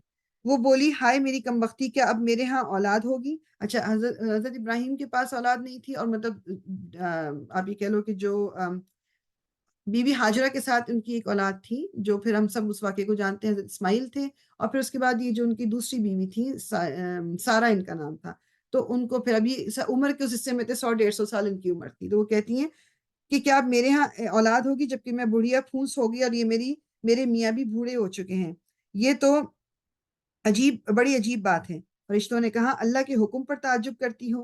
ابراہیم کے گھر والوں تم لوگوں پر تو اللہ کی رحمت اور اس کی برکتیں ہیں، اور یقیناً اللہ نہایت قابل تعریف اور بڑی شان والا ہے۔ پھر جب ابراہیم کی گھبراہٹ دور ہو گئی اور اولاد کی بشارت سے اس کا دل خوش ہو گیا تو انہوں نے قوم لوط کے معاملے میں ہم سے جھگڑا شروع کر دیا۔ حقیقت میں ابراہیم بڑا حلیم اور نرم دل آدمی تھا۔ یہ جھگڑے کا لفظ انہوں نے یوز کیا، میننگ کہ ایک ہوتا نا کہ آپ تھوڑا سا کسی کے بہاف پر بحث کرتے، وہ والی بات، اور ہر حال میں ہماری طرف رجوع کرتا تھا۔ آخرکار ہمارے فرشتوں نے اس سے کہا اے ابراہیم اس سے باز آ جاؤ، تمہارے رب کا حکم ہو چکا ہے، اور اب ان لوگوں پر وہ عذاب آ کر رہے گا جو کسی کے پھیرے نہیں پھر سکتا۔ اور جب ہمارے فرشتے لوط کے پاس پہنچے تو ان کی آمد سے وہ بہت گھبرایا اور دل تنگ ہوا اور کہنے لگا کہ آج بڑی مصیبت کا دن ہے۔ ان مہمانوں کا آنا تھا کہ اس کی قوم کے لوگ بے اختیار اس کی گھر کی طرف دوڑ پڑے، مطلب وہ اتنے خوبصورت انسان جوانوں کی صورت میں آئے تھے فرشتے کہ وہ قوم، یعنی اب دیکھو کیا لیول ہوگا، کتنا وائڈ سپریڈ وہ عمل ہوگا کہ وہ ان کی گھر تک پہنچ گئے۔ پہلے سے وہ ایسی ہی بدکاریوں کے خوگر تھے۔ لوط نے ان سے کہا بھائیوں یہ میری بیٹیاں موجود ہیں، یہ تمہارے لیے پاکیزہ تر ہیں، کچھ خدا کا خوف کرو اور میرے مہمانوں کے معاملے میں مجھے ذلیل نہ کرو، کیا تم میں کوئی بھلا آدمی نہیں؟ انہوں نے جواب دیا تجھے تو معلوم ہی ہے کہ تیری بیٹیوں میں ہمارا کوئی حصہ نہیں۔ تو کچھ علماء کہتے ہیں کہ یہ وہ اپنی بیٹیوں کی بات نہیں کر رہے تھے، یہ قوم کی بیٹیوں، مطلب وہ قوم کے لیڈر تھے اور قوم کی بیٹیاں ان کی اپنی بیٹیاں، یہ ان کا ذکر کر رہے تھے۔ اور تو یہ بھی جانتا ہے کہ ہم چاہتے کیا ہیں۔ لوط نے کہا کاش میرے پاس اتنی طاقت ہوتی کہ میں تمہیں سیدھا کر دیتا یا کوئی مضبوط سہارا ہی ہوتا کہ اس کی پناہ لیتا۔ تب فرشتوں نے اس سے کہا کہ اے لوط، ہم تیرے رب کے بھیجے ہوئے فرشتے ہیں، یہ لوگ تیرا کچھ نہیں بگاڑ سکتے، بس تو کچھ رات رہے اپنے اہل و عیال کو، کچھ رات رہے میننگ کہ کچھ رات جب گزر جائے تو اپنے اہل و عیال کو لے کر نکل جا، اور دیکھو تم میں سے کوئی شخص پیچھے پلٹ کر نہ دیکھے، مگر تیری بیوی ساتھ نہیں جائے گی، کیونکہ اس پر بھی وہی کچھ گزرنے والا ہے جو ان لوگوں پر گزرنا ہے۔ ان کی تباہی کے لیے صبح کا وقت مقرر ہے، صبح ہوتے ہی اب صبح ہونے میں اب دیر ہی کتنی ہے۔ پھر جب ہمارے فیصلے کا وقت آ پہنچا تو ہم نے اس بستی کو تل پٹ کر دیا اور اس پر پکی ہوئی مٹی کے پتھر تابڑ توڑ برسائے، جس میں سے ہر پتھر تیرے رب کے ہاں نشان زدہ تھا، اور ظالموں سے یہ سزا کچھ دور نہیں تھی۔ نشان زدہ ہونے کا مطلب کہ ایچ پتھر، مطلب ہر پتھر اس انسان کو ہی لگا جس کے لیے وہ پھینکا گیا تھا۔ اور یہ وہی جگہ ہے جہاں میں نے پہلے بھی ذکر کیا، یہ ڈیڈ سی والا جو علاقہ ہے، اس لیے وہ عبرت کے لیے تو انسان جائے اور دیکھے، بیکاز ایک جمع ہے، لیکن اب جو اس کی پروڈکٹس بن کے بیوٹی کی آنی شروع ہو گئی، ان کو اوائڈ کرنا بہت ضروری ہے۔ اور مدین والوں کی طرف ہم نے ان کے بھائی شعیب کو بھیجا، اس نے کہا اے میری قوم کے لوگوں، اللہ کی بندگی کرو، اس کے سوا تمہارا کوئی خدا نہیں، اور ناپ تول میں کمی نہ کیا کرو۔ آج میں تم کو اچھے حال میں دیکھ رہا ہوں، مگر مجھے ڈر ہے کہ کل تم پر ایسا دن آئے گا جس کا عذاب سب کو گھیر لے گا۔ اے برادران قوم، تم ٹھیک ٹھیک انصاف کے ساتھ پورا ناپو اور تولو، اور لوگوں کو ان کی چیزوں میں گھاٹا نہ دیا کرو، اور زمین میں فساد نہ پھیلاتے رہو۔ یہ جب بھی میں یہ آیت پڑھتی ہوں، دماغ میں آتا ہے کہ پاکستان میں یہ کتنا عام ہے، ناپ تول میں کمی کرنا، تو پھر کیوں نئی مصیبتیں آئیں گی۔ اور زمین میں فساد نہ پھیلاتے پھرو، اللہ کی دی ہوئی بچت تمہارے لیے بہتر ہے اگر تم مومن ہو، اور بہرحال میں تمہارے اوپر کوئی نگران کار نہیں ہوں۔ انہوں نے جواب دیا اے شعیب، کیا تیری نماز تجھے یہ سکھاتی ہے کہ ہم ان سارے معبودوں کو چھوڑ دیں جن کی پرستش ہمارے باپ دادا کرتے تھے، یا یہ کہ ہم کو اپنے مال میں اپنے منشا کے مطابق تصرف کرنے کا اختیار نہ ہو؟ بس تو ہی تو ایک عالی ظرف اور راست باز آدمی رہ گیا ہے۔ مطلب ان کو نا موک کر رہے تھے۔ شعیب نے کہا بھائیوں، تم خود ہی سوچو کہ اگر میں اپنے رب کی طرف سے ایک کھلی شہادت پر تھا، اور پھر اس نے مجھے اپنے ہاں سے اچھا رزق بھی عطا کیا، تو اس کے بعد میں تمہاری گمراہیوں اور حرام خوریوں میں تمہارا شریک حال کیسے ہو سکتا ہوں؟ اور میں ہرگز یہ نہیں چاہتا کہ جن باتوں سے میں تم کو روکتا ہوں اس کا خود ارتکاب کروں۔ میں تو اصلاح کرنا چاہتا ہوں جہاں تک بھی میرا بس چلے، اور یہ جو کچھ میں کرنا چاہتا ہوں اس کا سارا انحصار اللہ کی توفیق پر ہے، اسی پر میں نے بھروسہ کیا اور ہر معاملے میں اسی کی طرف میں رجوع کرتا ہوں۔ اے برادران قوم، میرے خلاف تمہاری ہٹ دھرمی کہیں یہ نوبت نہ پہنچا دے کہ آخرکار تم پر بھی وہی عذاب آ کر رہے جو نوح یا ہود یا صالح کی قوم پر آیا تھا، اور لوط کی قوم تو تم سے کچھ زیادہ دور بھی نہیں ہے۔ دیکھو اپنے رب سے معافی مانگو اور اسی کی طرف پلٹ آؤ، بے شک میرا رب رحیم ہے اور اپنی مخلوق سے محبت رکھتا ہے۔ انہوں نے جواب دیا اے شعیب، تیری بہت سی باتیں تو ہماری سمجھ ہی میں نہیں آتی، اور ہم دیکھتے ہیں کہ تو ہمارے درمیان ایک بے زور آدمی ہے، تیری برادری نہ ہوتی تو ہم کبھی کا تجھے سنسار کر چکے ہوتے، تیرا بلبوتا تو اتنا نہیں ہے کہ ہم پر بھاری ہو۔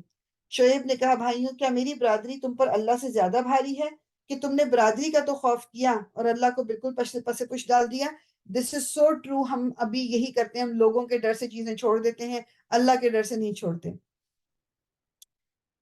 جان رکھو کہ جو کچھ تم کر رہے ہو وہ اللہ کی گرفت سے باہر نہیں ہے۔ اے میری قوم کے لوگوں، تم اپنے طریقے پر کام کی جاؤ اور میں اپنے طریقے پر کرتا رہوں گا۔ جو ہے جلدی تمہیں معلوم ہو جائے گا کہ کہیں پر کہ کس پر ذلت کا عذاب آتا ہے اور کون جھوٹا ہے۔ تم بھی انتظار کرو اور میں بھی تمہارے ساتھ چشم برا ہوں۔ آخرکار جب ہمارے فیصلے کا وقت آ گیا تو ہم نے اپنی رحمت سے شعیب اور اس کے ساتھی مومنوں کو بچا لیا، اور جن لوگوں نے ظلم کیا تھا ان کو ایک سخت دھماکے نے ایسا پکڑا کہ وہ اپنی بستیوں میں بے حس و حرکت پڑے کے پڑے رہ گئے، گویا وہ کبھی وہاں رہے بسے ہی نہ تھے۔ سنو، مدین والے بھی دور پھینک دیے گئے جس طرح سمود پھینکے گئے تھے، اور موسیٰ کو ہم نے اپنی نشانیوں اور کھلی سند معمولیت کے ساتھ فرعون اور اس کے ایان سلطنت کی طرف بھیجا، مگر انہوں نے فرعون کے حکم کی پیروی کی، حالانکہ فرعون کا حکم راستی پر نہ تھا۔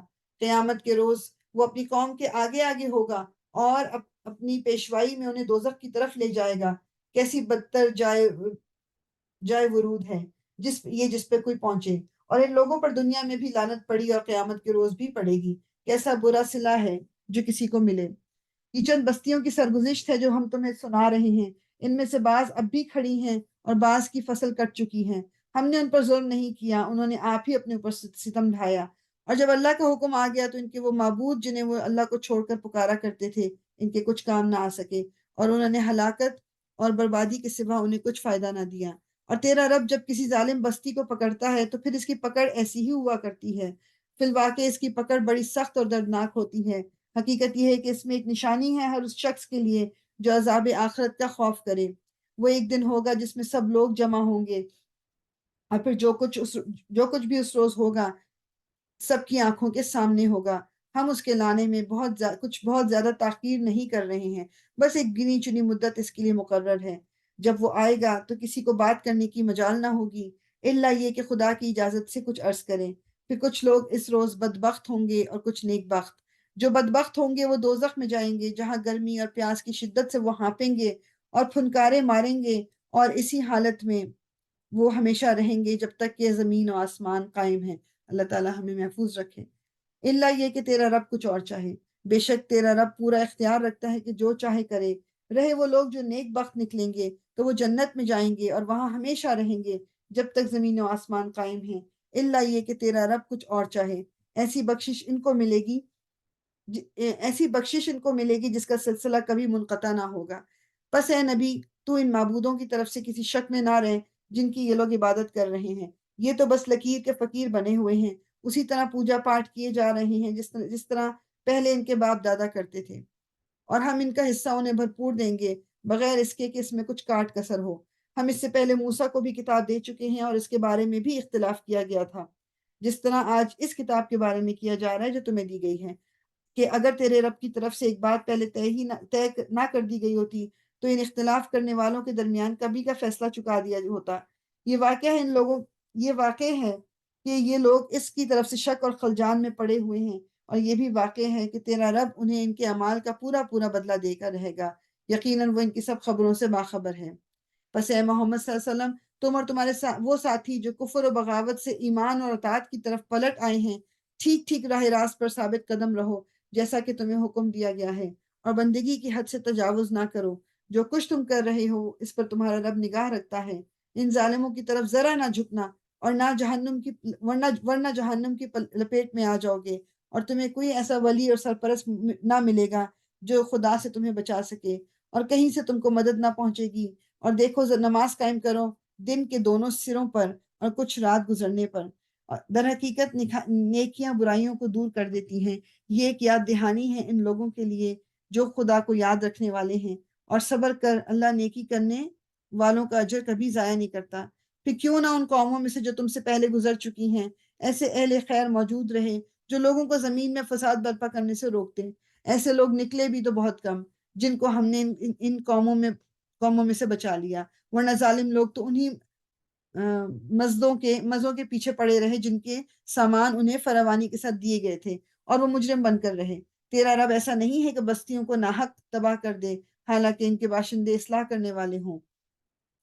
بے شک تیرا رب اگر چاہتا تو تمام انسانوں کو ایک گروہ بنا سکتا تھا، مگر اب تو وہ مختلف طریقوں ہی پر چلتے رہیں گے، اور بے راہ رویوں سے صرف وہ لوگ بچیں گے جن پر تیرے رب کی رحمت ہے۔ اسی آزادی انتخاب و اختیار کے لیے ہی تو اس نے انہیں پیدا کیا تھا، اور تیرے رب کی وہ بات پوری ہو گئی جو اس نے کہی تھی کہ میں جہنم کو جن اور انسان سے سب سے بھر دوں گا۔ اور اے محمد کی پیغمبروں کے قصے جو ہم تمہیں سناتے ہیں وہ چیزیں ہیں جن کے ذریعے سے ہم تمہارے دل کو مضبوط کرتے ہیں۔ ان کے اندر تم کو حقیقت کا علم ملا اور ایمان لانے والوں کو نصیحت اور بیداری نصیب ہوئی۔ رہے وہ لوگ جو ایمان نہیں لاتے تو ان سے کہہ دو کہ تم اپنے طریقے پر کام کرتے رہو اور ہم اپنے طریقے پر کام کی جاتے ہیں۔ انجام کار کا تم بھی انتظار کرو اور ہم بھی منتظر ہیں۔ آسمانوں اور زمین میں جو کچھ چھپا ہوا ہے سب اللہ کے قبضہ قدرت میں ہے، اور سارا معاملہ اسی کی طرف رجوع کیا جاتا ہے۔ بس اے نبی تو اس کی بندگی کر اور اسی پر بھروسہ رکھ، جو کچھ تم لوگ کر رہے ہو تیرا رب اس سے بے خبر نہیں ہے۔ اچھا، یہ سورہ ہماری تو ختم ہوئی، لیکن اگلی سورہ نہیں آج شروع کرتی، سورہ یوسف ہے، وہ ایک ہی سٹنگ میں انشاءاللہ ہم کل کر لیں گے۔ I know we still have time، پر انشاءاللہ آج یہیں رکتے ہیں، تو کل انشاءاللہ سورہ یوسف سے شروع کریں گے۔ سبحانک اللہم و بحمدک نشہد ان لا الہ الا انت نستغفرک ونتوب الیک ربنا تقبل منا انک انت السمیع العلیم وتب علینا انک انت التواب الرحیم۔ الصلاۃ والسلام علی رسول اللہ، الحمد للہ رب العالمین۔